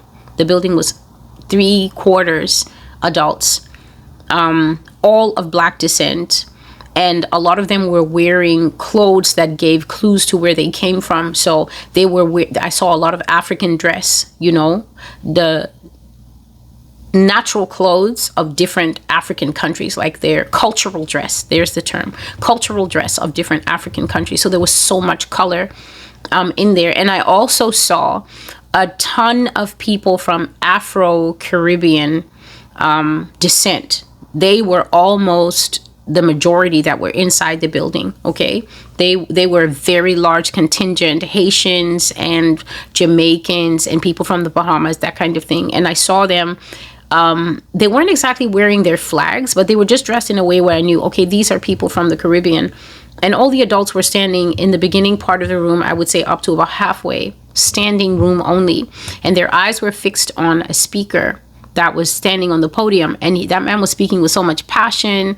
He was speaking with so much conviction, you know, almost like Malcolm X. And the people were riveted on him. And occasionally they would say, that's right, that's right. And occasionally they would say it again. Yes, that's true. But for the most part, they allowed this man to speak, and they were very locked into what they were saying. Towards the back of the room, that's where there was a lot more activity, because there were children, you know, there were boys playing with trucks on the grounds, boys playing little games, girls that were blindfolded and running around playing tag and things like that. And the organizers were trying to keep these children contained, and occasionally would have to tell them shh if their play got too loud.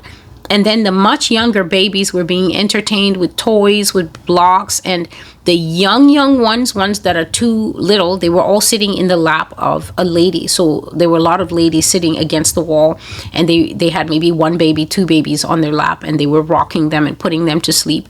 And the whole place was just basically Black people. So I want to describe the building because that is what I had missed. I told you that it looks big enough to have an upper and lower story, but since the building had no roof, it was just a big open hall that I saw, and the building had sunk into the ground. And one thing I found so curious, the first thing my eyes were drawn to when I looked down there, even before I paid attention to the people, there were rows of windows all along the first floor area, I could guess. And even the second floor area, there were rows and rows of window, but all you could see in those windows was packed red earth. So after the mud had dried, the building was trapped. The building was held fast. And all that red mud, it wasn't sticking on the windows. The windows were all clean.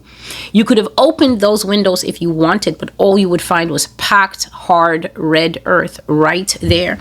And I don't know why I was drawn to this, but I was so drawn to looking at all that red earth through these windows. Like, there's no blue sky out there. They can't see the blue sky that I can see standing up here. You know, all they can see is that red dirt that is in front of them. And so when I turned back now from looking, I realized that the only people who were not down there in that building was Black Americans. So when I looked, I saw Black people of all various descents, from all possible ancestry inside there. But I knew in my heart, looking, that there wasn't a single Black American down there. And so when I had looked, I turned back and I faced the tree. You know, when you just look at your surroundings, but this time the tree was full populated. Standing under the tree were the Black Americans who were missing from the meeting down below. They all stood under the tree. Men, women, children, all of them standing there wearing different eras of clothing, representing all the way from the slavery days. Now, slavery days, the clothing is very easy to identify. They don't give you that much clothing, so it's not hard to see a man wearing a shirt whereby the collar is the only part that's surviving. Because no matter what the slaves went through, they would still want to be clean, but they're not getting clothing because they don't have money to participate in the economy. So everything they have is being supplied to them. So you could see a man with terrible tears in his shirt. You could see a woman with rips in her blouses, but they would always try to stay clean, and they would always try to mend their clothes and do the best that they can.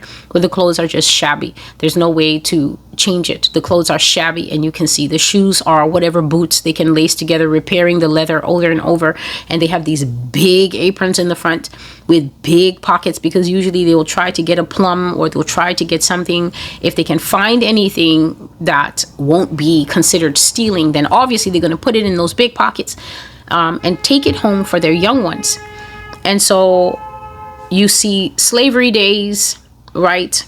The different ways of slaveries. Sometimes slavery people were dressed well. If their masters gave them good clothing, then they could dress well. Then it's different eras. You see the 20s, you see the 40s. You notice as you're going down the tree, you notice, oh, this is when the women first started perming their hair. You know, I think that would have been the 20s when they start to come up now with the straightening of hair, or at least using the pressing comb, and the hair is all cut in these fashionable bobs. So the women are starting to look a bit better. They're starting to look a bit different. You start to see when they start to get glasses and everything like that. When the men wore suspenders and caps and the button-up shoes, I saw that, okay? And I also started to see the men now dressed up like Frederick Douglass. You know, they have their hair very large in the afro, and they're wearing very nice suits. And you can just start to see where you start to get your first doctors, your first lawyers, and things like that. All the eras of dress code for the Black Americans were standing under the tree. And when I saw them, this very powerful presence of the Holy Spirit came upon me. And I began to preach to these people about God's message of solidarity in Israel towards them. But they were not moved at all by the message, and they just stood there staring at me. Some of them had blank faces. Some of them had uninterested faces. Some of them had very annoyed and visibly angry faces.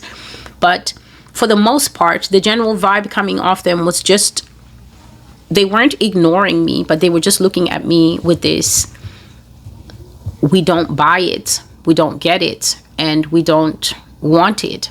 But the message that God put inside me for them was to preach to them about solidarity in Israel.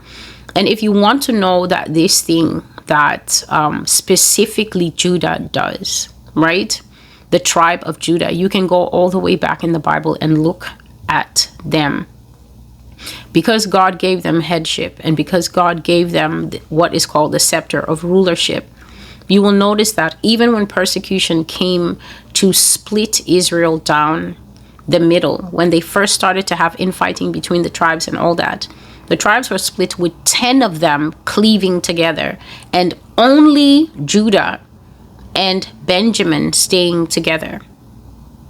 Only Judah and Benjamin stayed together as one. And that's the tribe that gave us David. That's the tribe that gave us Jesus. But the other 10 cleaved together. And this thing runs to this day. This separation, this superiority, this you're not like us-ness. And I've preached myself blue in the face. And I'm glad that whether it's God who's granted me the time or I have given myself the time, I'm glad that I've had a bit of distance with this prophecy, because seeing people suffer is never fun. Seeing people suffer, seeing people oppressed, seeing people marginalized, seeing people encroached upon in a million different ways that are cleverly threaded into the system that they're forced to live in because they don't have anywhere else to go. It's never fun. But then there's this added level of sorrow that comes when you are watching people be the victim of their own ways, their own hearts, their own elevated spirit.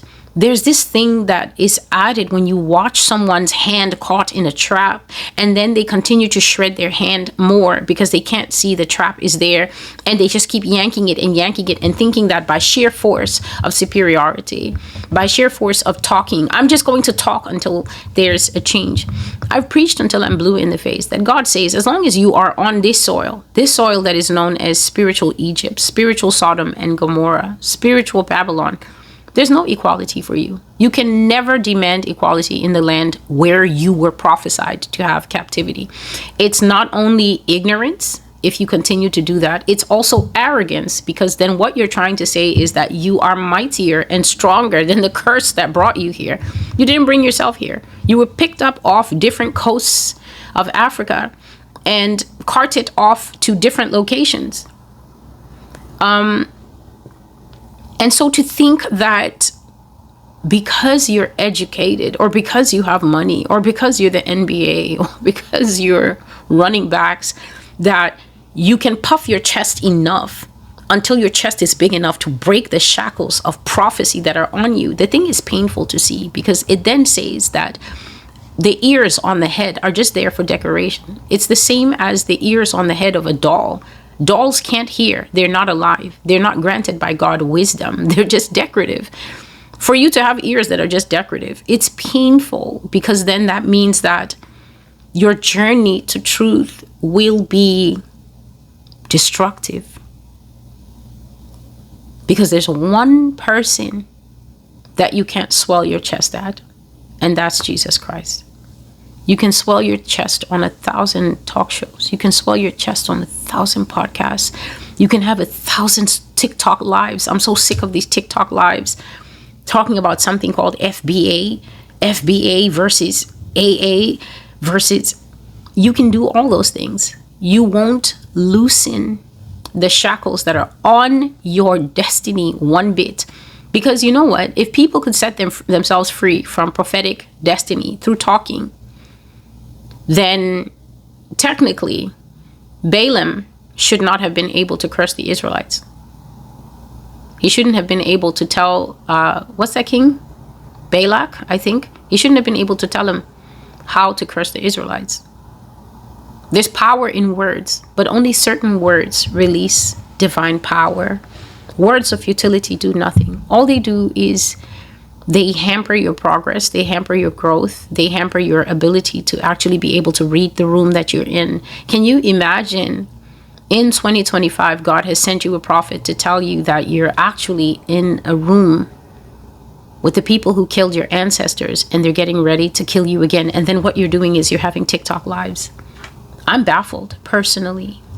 And like I said, I'm glad that God has given me this space so that I don't have to be here on camera crying for people who almost seem determined not to cry for themselves. Now, obviously, no group of people are a monolith. Africans are not perfect. Caribbean people are not perfect, but there's one group in every single instance that God keeps pointing to as the squeaky wheel that is about to get devastating grease, and that is the African Americans. No group is a monolith, so it cannot be that God is saying every single one is like that. It's impossible. There are plenty of African Americans doing the work, people who are humble, people who are on their knees, people who are following biblical order and saying, even so, Lord Jesus, come, Lord, search my heart, Lord, search my spirit, see if there's any evil way in me. As for me and my house, we will serve the Lord. There are plenty of people who are allowing the power of God in this ministry to reach them and to help them transcend this thing that holds so much of the community in thrall. Here's an example. The Lord gives me a prophecy. This is 2021, I think. Maybe 2022. The prophecy is called Ancestry. And God is talking about how he will breathe upon many hearts, right? Because this is how Yah starts these things off. He will always start off in the gentle layers, and then all of a sudden we find ourselves in the core of a volcano. So the prophecies I used to receive back then are, oh, I will breathe upon their hearts, and I will draw them back to their homelands, and I will draw each one back to the land of his father. And anyone who watches that prophecy will see that I'm literally glowing, because it's so wonderful to be the person that God will choose to tell you that he's going to awaken the Spirit of God inside people, all people, and they will begin to dream of their father's homeland. They'll begin to feel an irresistible pull to go back to a place that they will want to call home that they've never been. A lot of them have been born right here in America.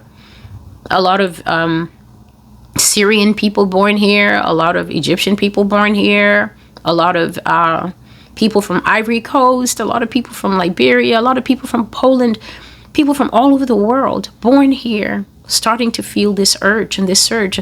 And so we speak what we know.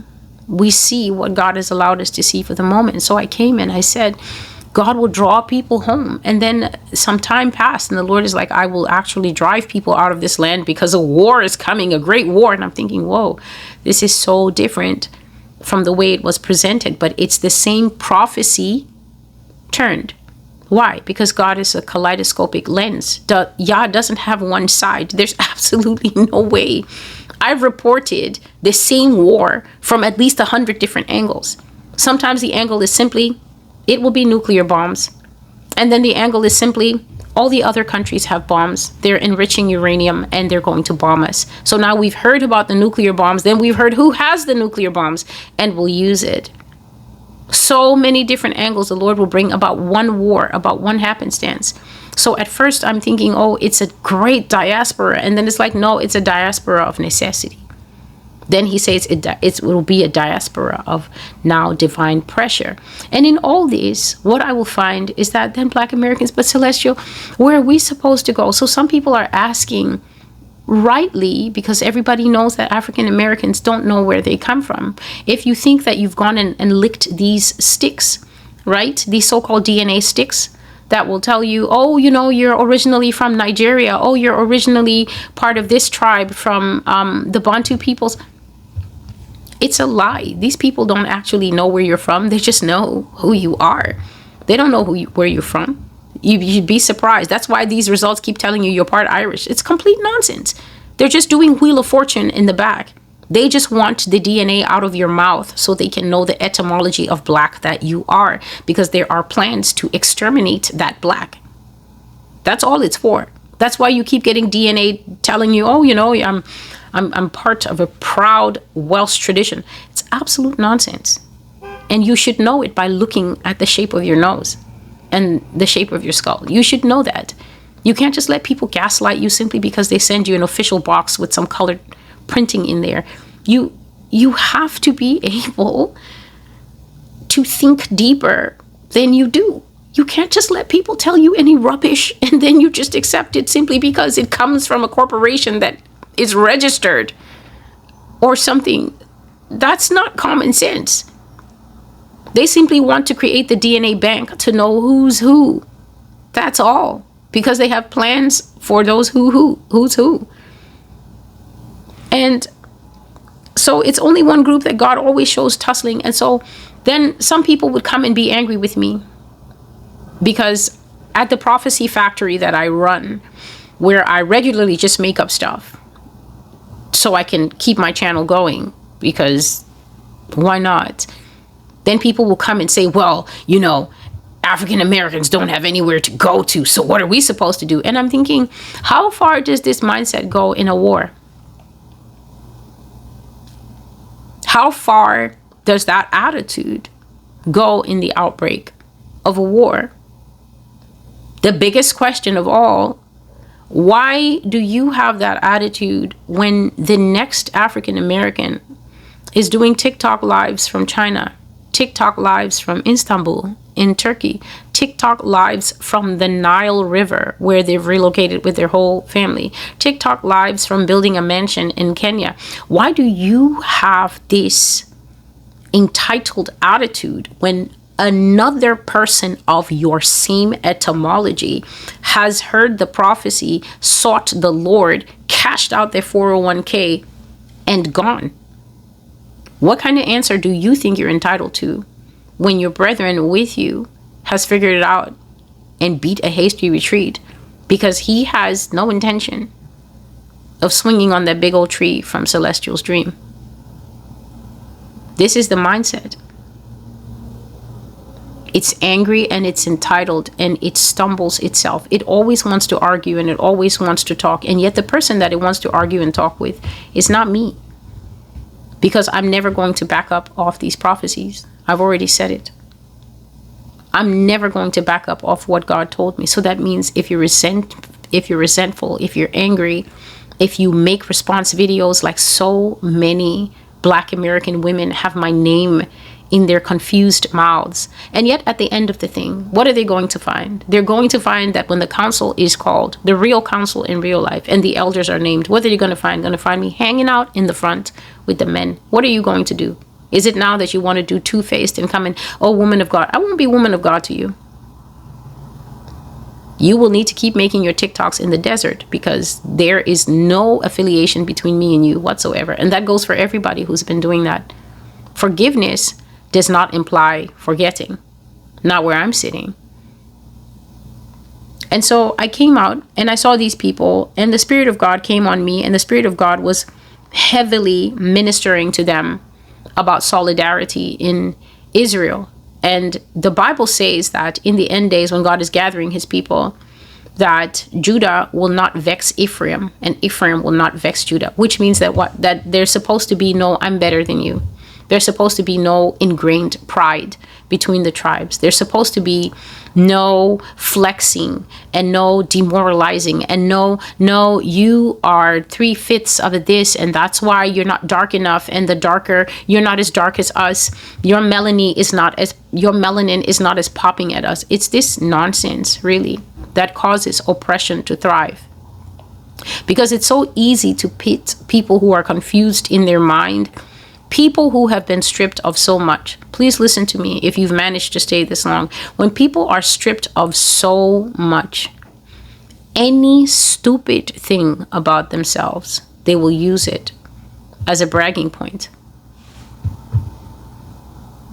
When you've been downgraded so much, demoralized so much, dehumanized so much, when you can't even get your story told, because the president of the moment is closing all the civil rights museums, tearing down all the monuments, rolling back all the laws,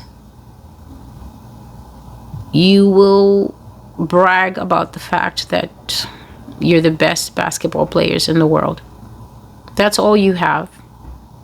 You don't even have a country.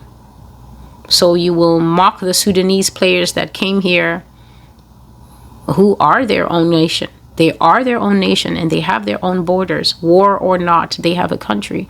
You don't. But then you'll show off that you're the Harlem Globetrotters. Why? Because you don't have the real things to show off with. And God is saying that solidarity in Israel is what he is truly wanting. So I was preaching to these people and they weren't moved at all by the preaching. They were just standing there and staring at me. I was praying with all passion in front of them, and I preached with all passion in front of them, and I walked under the anointing of the Lord from one side of that tree. That tree was so big. I'm telling you, it seemed like all the generations of Black Americans were there.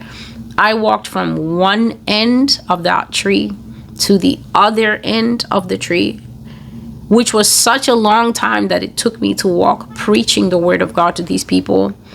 And they just remained aloof and disconnected. They didn't respond once while I was preaching. They didn't say amen. They didn't show any signs of seeming to hear me or paying attention to the power of God that was pouring on me or caring much about what I was saying. But I kept preaching because the Spirit of the Lord had not lifted off of me yet. And then all of a sudden, a message came to me from the Lord. A humbling, a retrogression, a great cutting down is coming. And this message seemed to vault me into a new dimension of preaching. I mean, I was galvanized and I began to preach, if possible, even more, with even more passion than I had been preaching before. I could feel sweat coming off of me as I said, the Lord said that you will be humbled in your pride because you refuse to hear the Lord. And I went up to this one big man, tall man, this Black guy, and he was at the forefront of all the men. And this man looked exactly like this basketball player who has passed on, Kobe Bryant. And God made sure to let me know that it was not him. So people should not attach any kind of significance like, oh, maybe it was his spirit coming back from the dead. No, the man just resembled in the symmetry of his face, in the aquiline features. Kobe had such a unique and a good looking face. And this man could have been his twin or his brother. He just looked so much like him. And of all the people under that tree, that man was the only person who stepped forward from the mass to show that he was listening and attentive to what I was saying. So I went down to him. I went over to him and I bowed as if I was throwing something at his feet. And what I threw at his feet, considering that I had nothing in my hand, I made the motion as if I was throwing something at his feet. And what landed at this man's feet was a very big leather footprint. It was a leather sole. You know, in the old days, and even now when people are making handmade shoes, they will take the bit of leather that they're going to use to make the sole, and they will tell you to put your foot in it, and then they will draw on it so that they can get the proper shape of your foot. So this pre-made sole, a very big man's size shoe sole, appeared in my hand, and I bowed in front of the man and I threw it towards his feet. And I said, you are about to go back. You will go back to the days of old when you didn't mean anything, when you didn't have anything, when you couldn't keep or own anything, when you weren't allowed to make your way in the world or be your own man or woman. You shall, for all intents and purposes, not be a person anymore. You shall be like this. And I raised my hand to the sky and I brought my hand down in a slashing motion towards that big leather footprint. And the top of the shoe leather sliced off. It didn't disappear. It was just like a sharp knife or sword had gashed it. And the toe bit cut off from the rest of the leather. And I said, you shall be not a person anymore. Like this. And I raised my hand again and I brought it down in a slashing motion a second time, and a second part cut off from the leather sole that was in front of him. So now it was 2 slashed parts and the rest of it still a body. And the man's face had this expression, a resigned look, like, I know what this is. I know where this is going. We've been here before.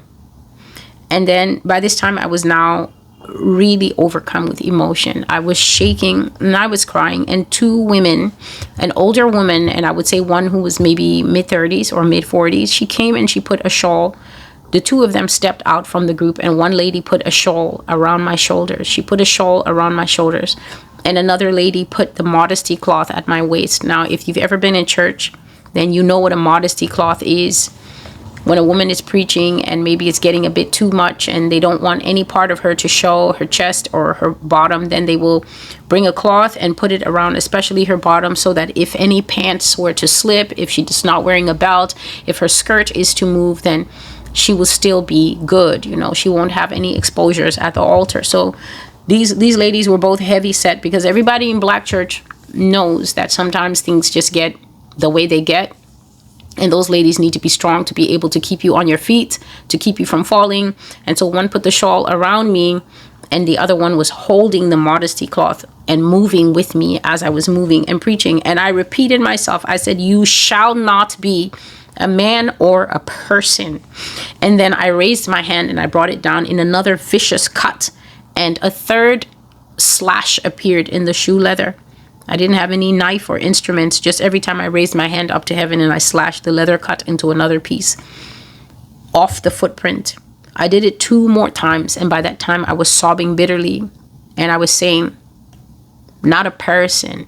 You will not be a man." And by the time I was done, the sole was in 5 pieces. And I said, "You will be no longer a person." And now the tears became too much for me, so much that I collapsed on the women. And as I was crying on them, they were holding me up. I still saw that man standing in front of me with a firm look on his face, like it's not as if, excuse me, please, it's not as if I don't expect it. It's always been like this. So he just seemed firm and resigned. But the people under the tree were grieving. They weren't making a loud wailing noise. There was just this heaviness under that tree. They were grieving. Some people had tears.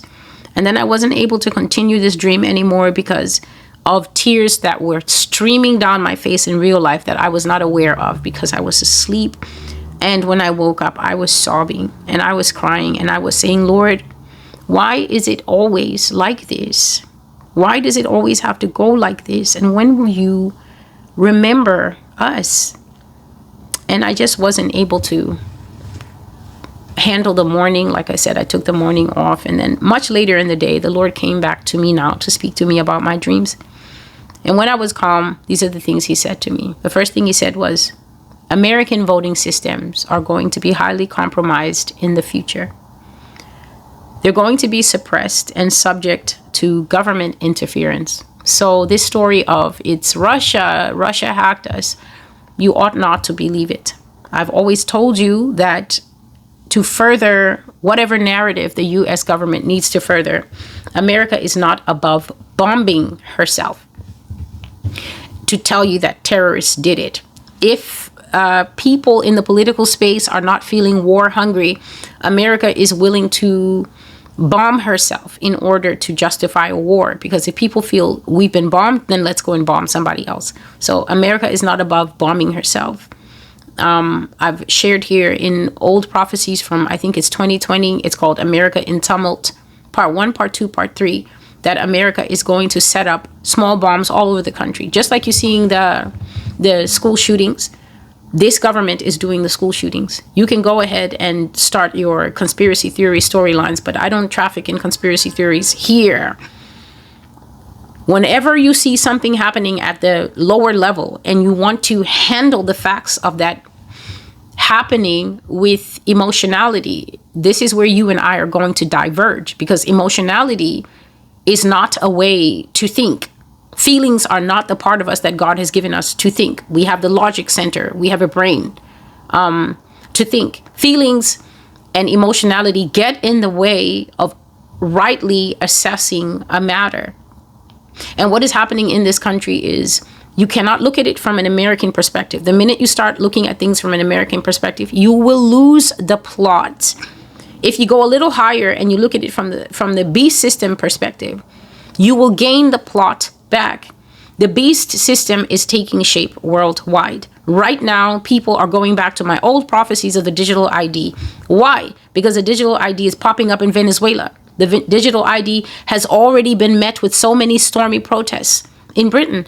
But I talked about this in 2021, and I specifically said that the UK was going to go buck wild crazy when it is suggested to them that they should get a real ID, a digital wallet. I said that they were protesting and extremely angry and furious, like when they lose football games. And that is what these people have been doing. They've been upset and they've been angry, but God already said that the entire world is going into this system.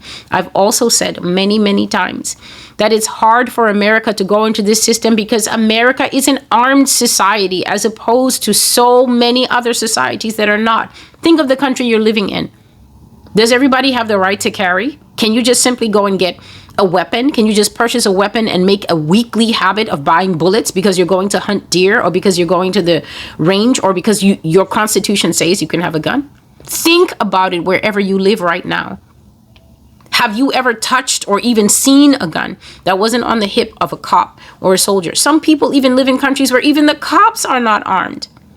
Those are civil societies. America is hugely divergent in the earth, because it's not only her armed forces and it's not only her police forces that carry weapons. Her citizens have a constitutionally protected right to carry weapons. But now it's time for the beast system to get a move on, because they're late for a very important date with the devil. And that means getting rid of all guns. And that means that you have to make guns the villain. And the best way to get Americans triggered, because like I said, emotionality carries the day, is to shoot some kids. It's the best way. And I said, I think it would be 2022. It can't be 2023. When I was talking about these things, I said that when we see the false flags, the false flag does not mean that real people have not died. I said that, I used to put it this way, and I would say that the people who did the old false flags are old fogies. So they would just make these semi-believable false flags. Everybody was like, isn't that fake blood? And things like that. So many things were seen at the Boston Marathon.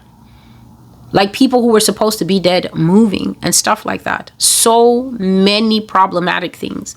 So obviously, in America, let's go into this because it's important. In America, when facts are seen, the powers that be greatly motivate certain voices in our midst to start this narrative of shame. Shame. Shame that you would dare to say the shooting of those children was a false flag. Don't you know that children died? Listen, you can shame some people some of the time, but there's one person that you're never going to shame on this earth, and that's the person who can actually look at facts and see facts for what they are. You can do shame until you turn blue in the face, green in the face. A fact is a fact is a fact. And once we've seen that fact, that's why the government usually rushes on the back of false flags to eliminate eyewitnesses, to basically pour cement. Why would you go and pour cement over the place where a man was shot in front of the whole country? Why on earth would you go and pour cement over the crime scene? So that nobody can ever go back to the crime scene, try to reenact anything or search the ground and find anything. That's what the government does. The government will, in its own blunt and clumsy way, try to close up all loose ends. Try to cut all loose ends, remove all loose ends, so that they can be able to do whatever it is that they feel they need to do.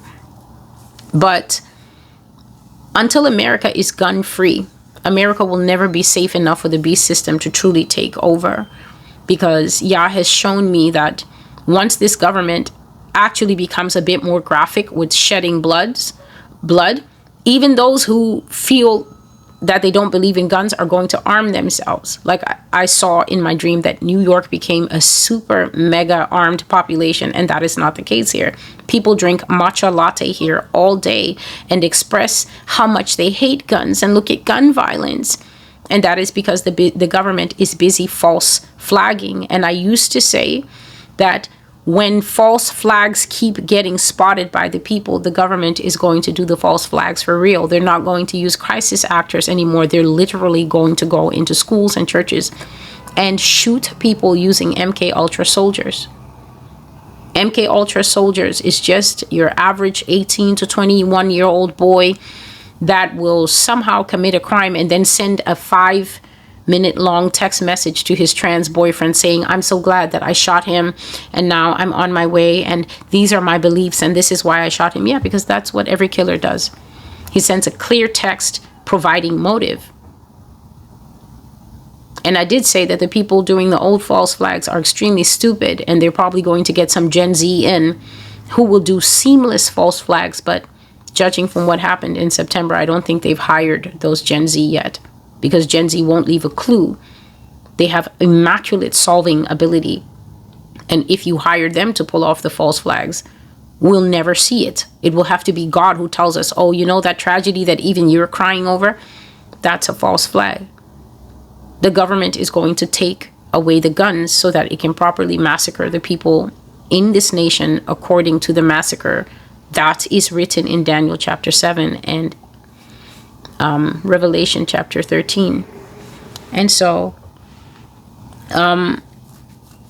all this that is happening, dealing with the voting systems and suppressing the voting systems, and God says that the voting system suppression and compromise will be subject to government interference.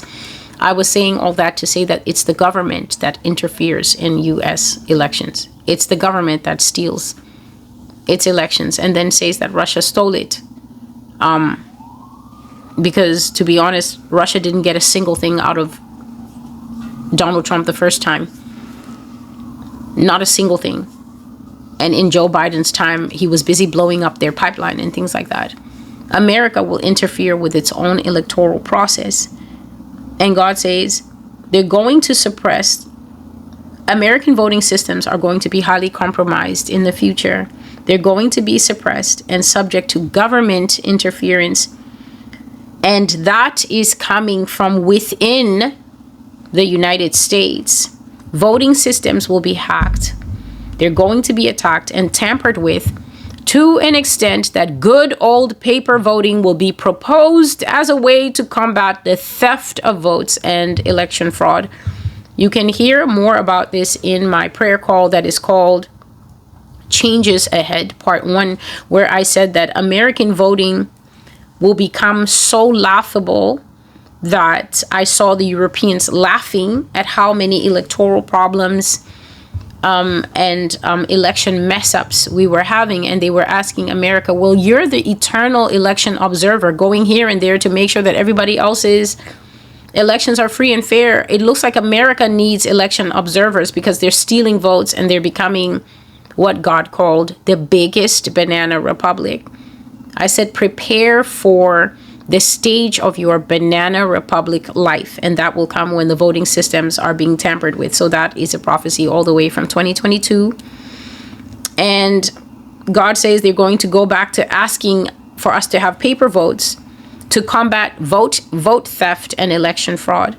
The political system will not be able to sustain the amount of changes, amendments, and proposals that will be made to it, and it will rapidly crumble in its existing form to be replaced by something else that is different from the one man, one vote system that you are used to right now.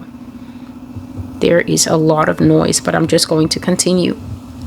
So that's the first part with the lockbox. That's the first part with causing minorities to lose their rights, causing them to slide down the rankings because the changes in the country, Yah says, will be unsustainable, and the people who will suffer the most damage, of course, are African Americans and Hispanics and Native Americans. So now the part that the dream, okay, it's not written here in order, but I will read it according to how it's written. There is a terrible slaughter planned for Israel. A terrible slaughter intended on the shores of the United States for the black race and for everybody helping them while being of another race. Everybody loving them while being of another race, or married to them while white, or different from them, or other, or working for them, or continuing to work for them while being of another race. or supporting them or sympathizing with them in any manner. There is a slaughter planned in Israel, but I will help them. I will be their shield and buckler in their greatest time of need. I will stand up for their help when they need me and when they call for me. At the moment they realize their calamity and that the weight is too great for them, when they fall on the ground as my people to repent of their sins and call for me, then I will be found of them, and I will hear from the heaven above and deliver them. Only when they call me, seeking me as they do fine wine and liquor, then I will hear and be found of them.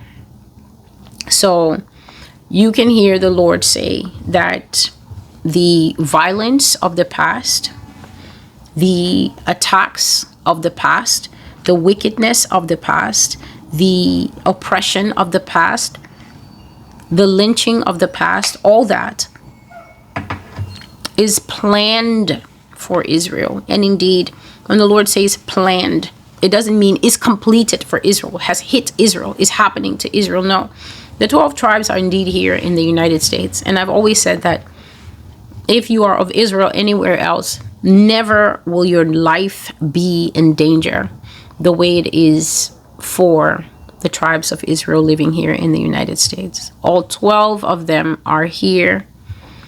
And the wickedness that is planned for them is a terrible one indeed. God is calling it a terrible slaughter planned, a terrible slaughter intended on the shores of the United States. And he says, for the black race predominantly, and for everybody who's helping them while being of another race, for everybody who's loving them, for everybody who's dating them, for everybody who's married to them, for anybody who's even working for them, he says, or continues to work for them, being of another race, or supporting them in any way, or sympathizing with them in any manner. If you want to have a full understanding of what this means, I want you to simply think of the fact that God has said that we are indeed living in a Nazi white supremacist reenaction.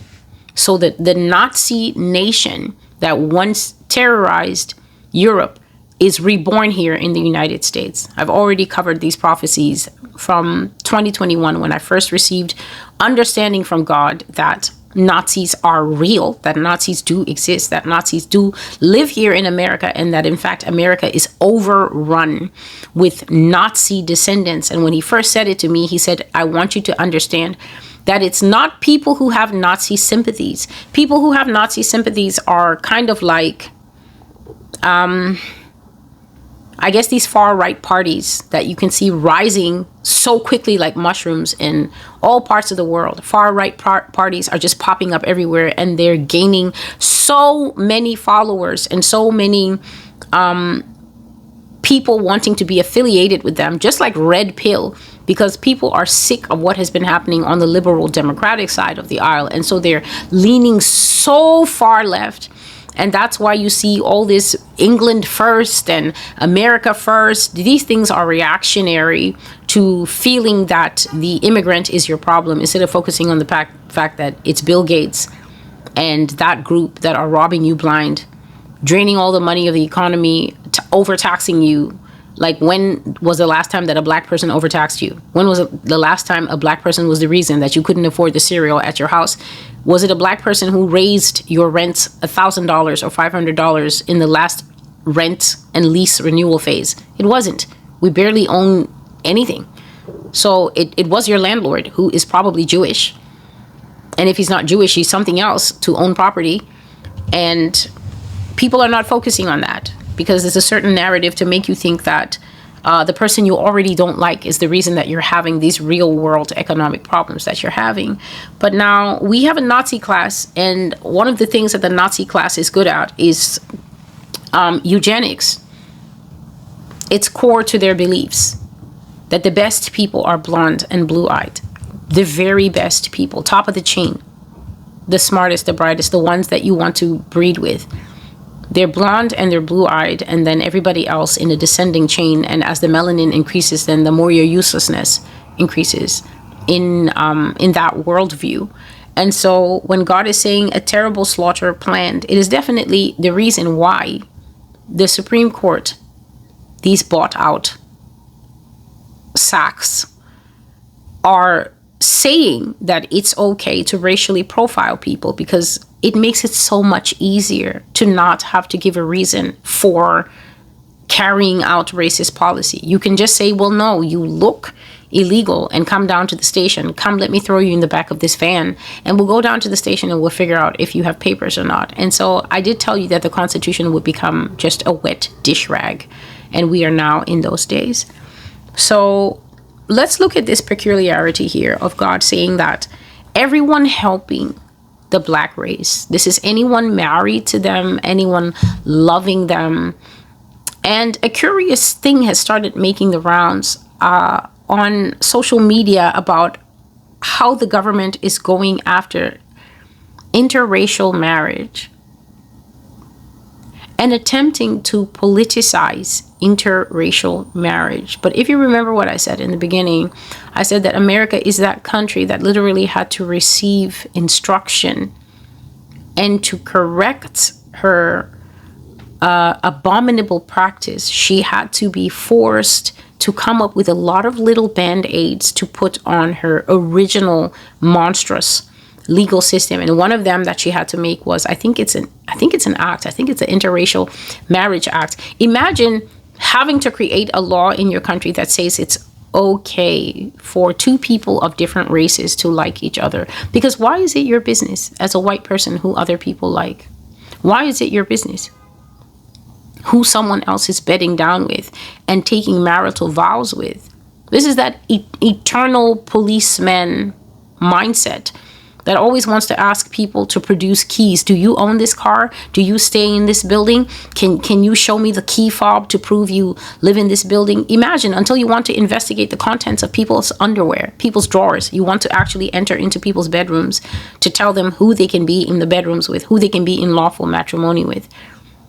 And now I think there are murmurings that are coming from the administration.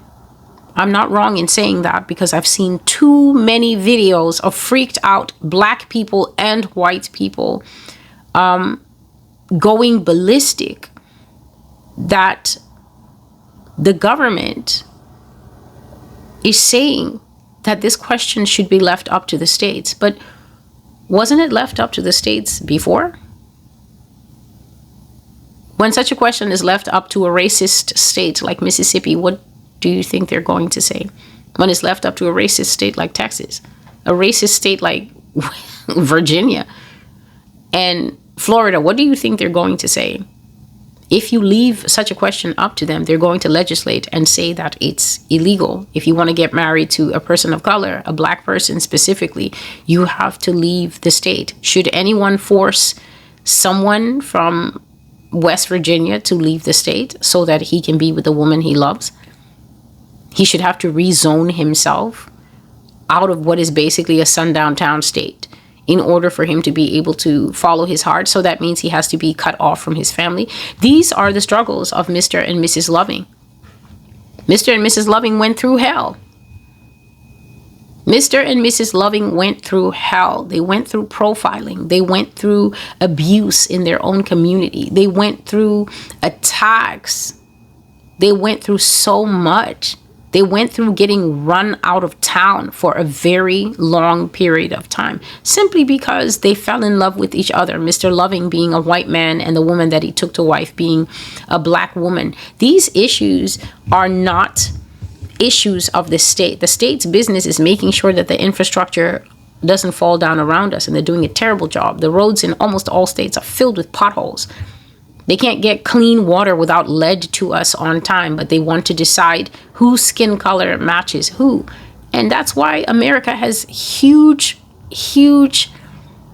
sickness in the mind that then dribbles down to the people, because you can present to millions of people in this country the most unreasonable premise, and they will agree and think, yeah, that sounds about right. It sounds like it's my business to keep the niggers out of our community. What is wrong with you? Like, as a person, fundamentally in your DNA, your mitochondria, what is wrong with you? Because these things are devilish presumptions. You're just like your father. And yet God is saying that if people are loving across color lines, this thing is going to be a reason for slaughter. I hope you're hearing it. This thing is going to fall under the terrible slaughter planned, terrible slaughter intended on the shores for the black race and for everybody, helping them of another race, loving them of another race, married to them while white or different from them or other, meaning if you're Hawaiian and you take a black wife, they'll kill you both. You're white and you take a black husband, they'll kill you both. They'll kill him for being the nigger and kill you for being the nigger lover. I'm not known to bite my tongue on this channel. I don't see any reason, because I've made it clear that I'm not expecting little children to be here. Now, if you have the sensitivities of a little child, that's your problem. It has nothing to do with me exercising my duties here. Nigger lover is a term. Coon lover is a term. Monkey lover is a term. It simply means you that likes the coon. That's us. Allegedly. You that likes the monkey, the baboon, the coon, the nigger. If you marry one, that makes you a lover of whatever it is, a subhuman thing that you married. What is this going to do to the stability of this nation? Please note that this is not a prophecy from Donald Trump, because he will deny it. That's what he always does. When he signals he's going to do something, then people get upset about it. Then he denies and says, I would never do that. I would never touch it. And then before you can turn around, like little Johnny, his finger's on it and he's touching it. But this is not a prophecy from the White House administration that is currently in power. This is a prophecy from the Most High. What are all the people who are married supposed to do? Unmarry? What are all the people with 3 children, Hispanic and black, white and black, Hawaiian and black? What are they supposed to do? So, I hope you're hearing the word of the Lord, because I'm certainly giving it to you exactly. God says that the slaughter is planned, but he will help, and he will be the shield and buckler in our greatest time of need. And you can find out more about the shield and the buckler in Psalm 91. He said, I will stand up for their help when they need me and when they call for me. The problem is this: in Israel, people do not first call the Lord. They first call lobbying groups. They call the NAACP. They call community leaders. They call sovereign voices. I think his name is that man who speaks so well, Riza Islam. They call leaders like that. Charismatic leaders like Dr. King, like Malcolm X. They turn to these voices to voice their frustration. They will turn to protest. They will turn to anger on social media, to venting. They will turn to arguments at dinner tables. No, none of these things can help. All these things have been tried. Have you not noticed that from the predecessors, from the ancestors until now, the struggle has taken on different ways? Why else would the Black Panthers be modeled as a terrorist organization in America that still has the KKK as a tax-paying religious organization? Can you make such a discrepancy make sense? When did the Black Panthers ever go to people's houses directly and pull them out of the house and lynch them and leave a burning cross on the lawn? Like, in what world is the KKK not a banned terrorist organization? How can you ban an organization that has almost every governor under a bedsheet in his spare time? Every mayor in certain areas. Sometimes the entire police force is part of the Klan. And when they're having parade day, They wear the Klan outfit and then they lift it up and wave to their kids. And I'm speaking directly from watching a journalist testimony where she was posted in a small town and she saw the Klan as the last float and she thought she had a story. She went up right close. She took pictures. She filmed them. She saw that they lifted up their sheets and then she was shocked because she'd been living in the town. She was posted there for over a year, so she knew the police force and she was shocked to find it was them. She went to her editor with what she thought was a massive story that would break across the United States. And the guy was like, oh no, those are good guys. Those are good guys. You know, it's a tradition. It's a tradition. Those are good guys. They love their kids. They love everybody. And yet there were black people living in that town by her own account. And she said she wondered for the first time, because she never knew the Klan was active, open, and acknowledged in that town. But she said she wondered how it felt to be a minority in a town where you automatically know that you will never get justice because the most racist bottom feeders in the world form the core of the police system. These are questions that some people never have to ask themselves a single day in their life.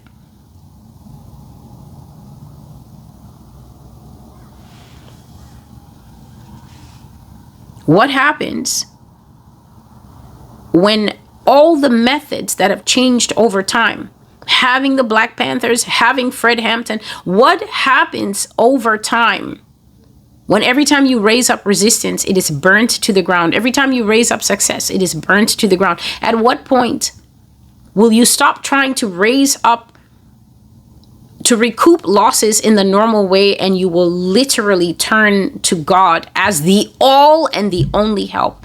The reason that this is black people across all spectrums, the reason that they don't do that is because fury, being the first response, always tells you to get your own back. But you can't get your own back, because you hear God says, the moment you realize your calamity and that the weight is too great for them, when they fall to the ground as my people to repent of all sins and call for me, then I will be found of them and I will hear from heaven above and deliver them. The reason that people don't call for God is because instinctively people know that in order to call for God, you have to be willing to put your past life behind you. You have to be willing to come out of that man's bed. And until a pressure is placed on you that is greater than wanting the sex, than wanting casual relationships with 100 women, people are not going to fall to the ground to call on the Lord.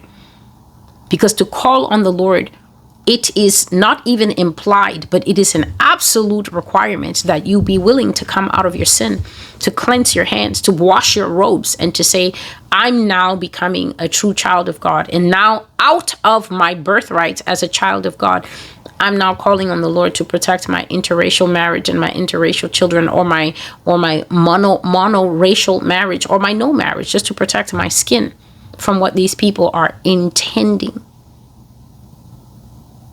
from what these people are planning, a great slaughter. And then people will ask me, is this a separate slaughter from? No, it's the slaughter that's going to be incorporated into the war that is coming. The war that is coming is a perfect platform to kill you, because it's a war. Anything can be claimed. He tried to jump me. I saw him on the road minding his own business, and I shot him because I thought he was part of the other army that I'm not a part of. It is incorporated. In fact, at the time of the war, just say it's a perfect excuse to cover up race slaughter. It's the perfect time. And then people will still tell me, well, you know, we just don't have the money to move. I have nothing to say. It's my experience that people incentivize themselves. The day will come when you will realize you will find money from the moon and move. So God says that when people want him more than they want fine wine and liquor, and this ties directly into the fact that God is basically saying, the day you want me more than your comfort, the day you want me more than your entertainment, the day you want me more than your NBA bragging rights, the day you want me more than sin, when you realize, he says, the weight that is coming to rest upon you, when you realize the calamity, What the word minority means you are less than. I see people making these bold TikToks. Oh, we're not our ancestors. No, you're not. They were able to run days on no food. You're counting your macros at the house. You just have a big mouth.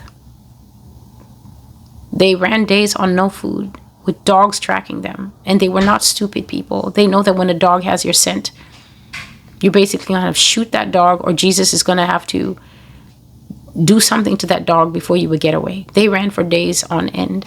They jumped into rivers and put grass on their head and sat there with just their nose above the water with the grass on their head. And the dog would stand at the edge of the river and bark for an hour. They would have to sit in that water until the person who was controlling the dog said, I think the dog has lost the scent. The dog is crazy. The dog wasn't crazy. The dog was smelling the head of the person under the bush who was up to his eyes and nose in the water, praying like crazy. Because he understood the weight of the calamity that was upon him. Because what? His life, the only thing he had. He didn't have a 401k like you. He didn't have a nice apartment like you. He didn't have a car like you. He didn't have boys like you. He ran away by himself simply because if that man had touched his wife one more time, he was going to commit murder. And he couldn't stand it. You're absolutely right when you say you're not them. They're of a class that you can't touch. You're slow and you're fat because of capitalism, and you're arrogant and also blind. And very easy to kill because you don't have survival skills like they do. All you have is a big mouth and a gun that you think you will be faster at getting to than these well-trained paramilitary proud boy types. It's just nonsense that you're talking. You're sitting in your apartment and you can't even run a 5K. They're way better than you. You're absolutely right. You're not them.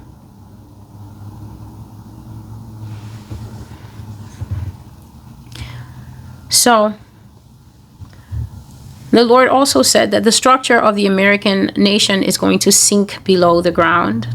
It's going to sink out of sight, and the roof, which is its covering and protection, is going to be blown off it. The edifice will sink right to the bottom, and no one will be lower in stature and rank in it than the Black American. The native peoples of the land will be more recognized than them, and the unrest this discrimination will cause will be palpable. It will be a cause for great unrest and division, but my purpose is at work in it all the same. And this is an old prophecy that I brought, especially concerning the native peoples of the land. I think it's part of the Slavery Chronicles, where I said that God showed me that in future times, America will apologize to the Native Americans. I don't know if they've done it already, but I saw formal, what is it called? I saw formal ceremonies where they apologized to the Native Americans. They said sorry for the things that had happened in the past, the murder, the genocide, the slaughter, the pushing them off to tribal lands and everything like that. And they were trying to give them some commemorative plaque. They were trying to give them some acknowledgement plaque. And I said, I saw that some of the chiefs just didn't want to hear it. They had these stone faces. They didn't want to hear these apologies. All these hundreds of years later, all these damages that have been done to the native peoples of the United States. These people are basically a forgotten people. They live here like air. They live here like a breath.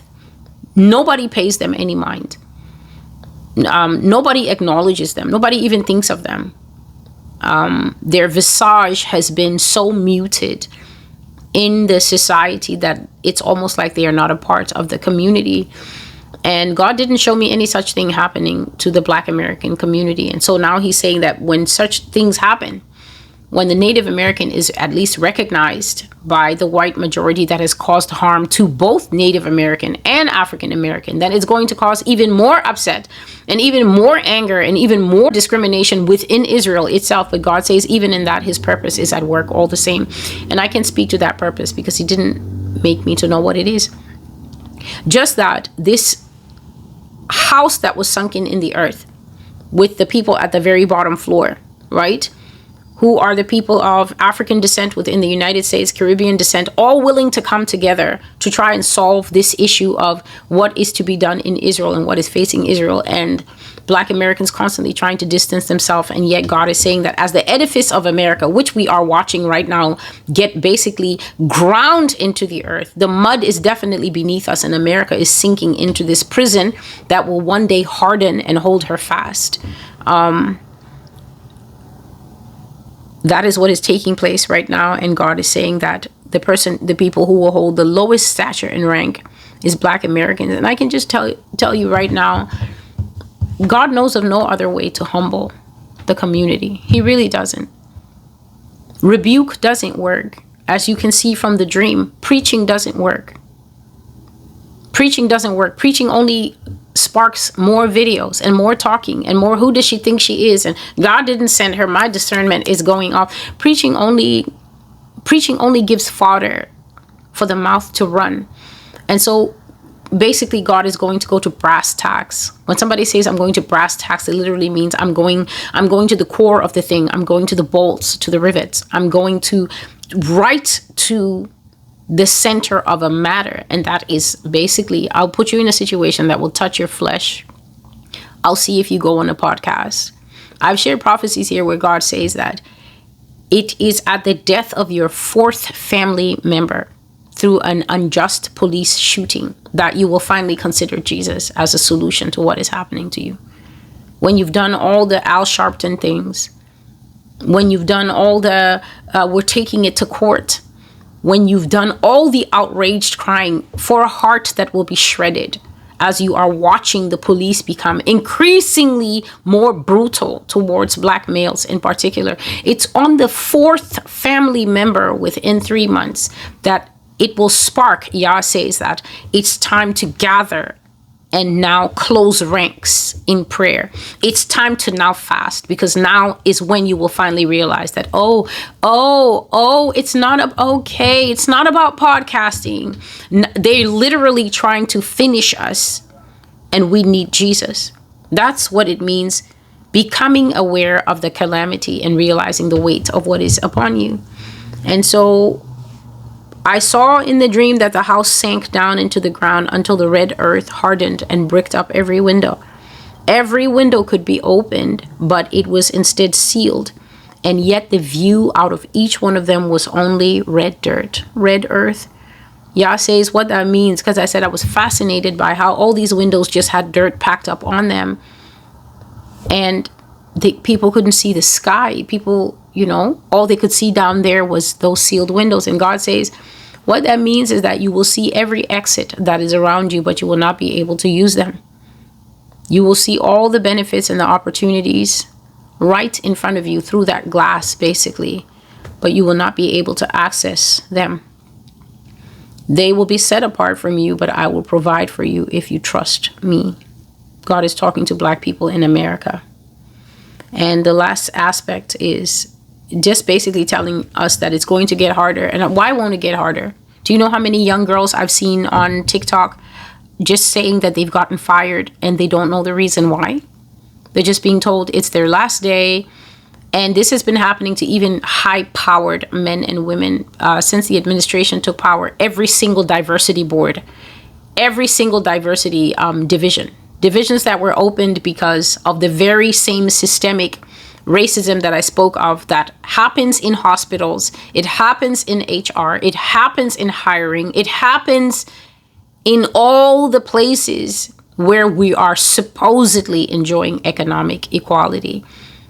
As soon as the president says, I don't believe in D and we don't need E and we have enough I, this is a free country, everybody's happy, then all these big corporations rushed to close that, which just goes to show that, you see how wise God is.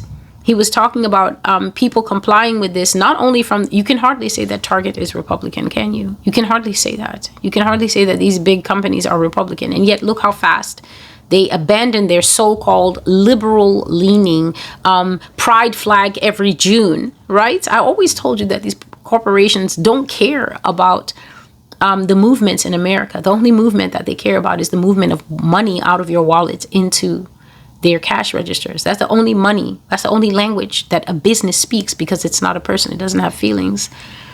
So they rushed to dismantle DEI, and now it's gone beyond DEI. This is now like every person in this country has a right to work.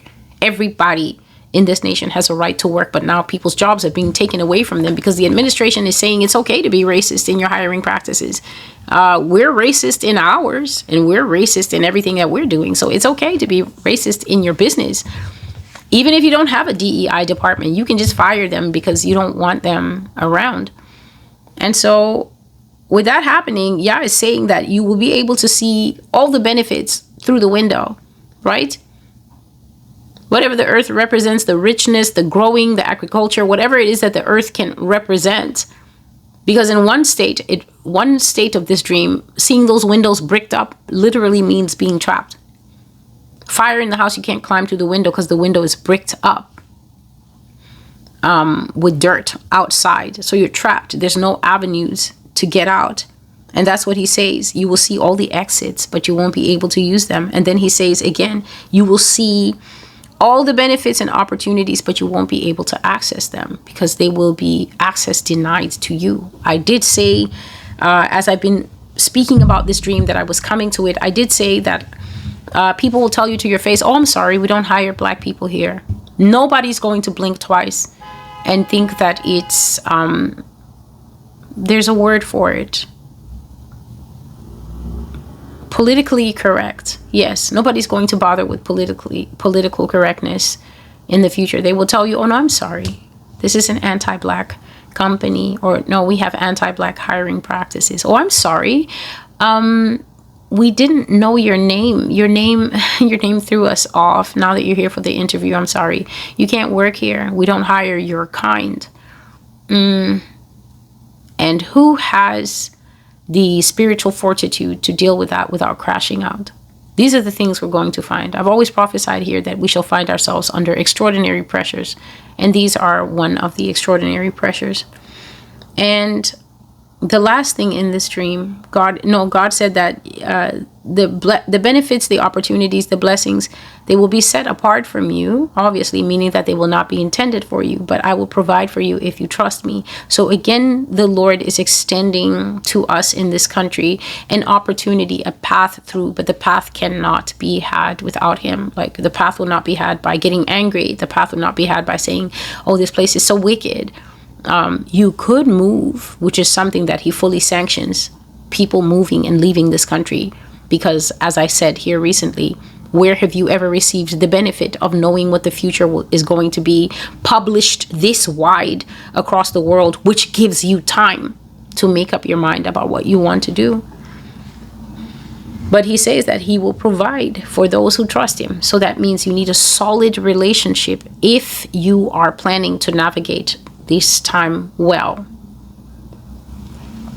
And then the last thing that God explained to me, I saw the African Americans standing upstairs away from everyone else, and they stood under a very large tree.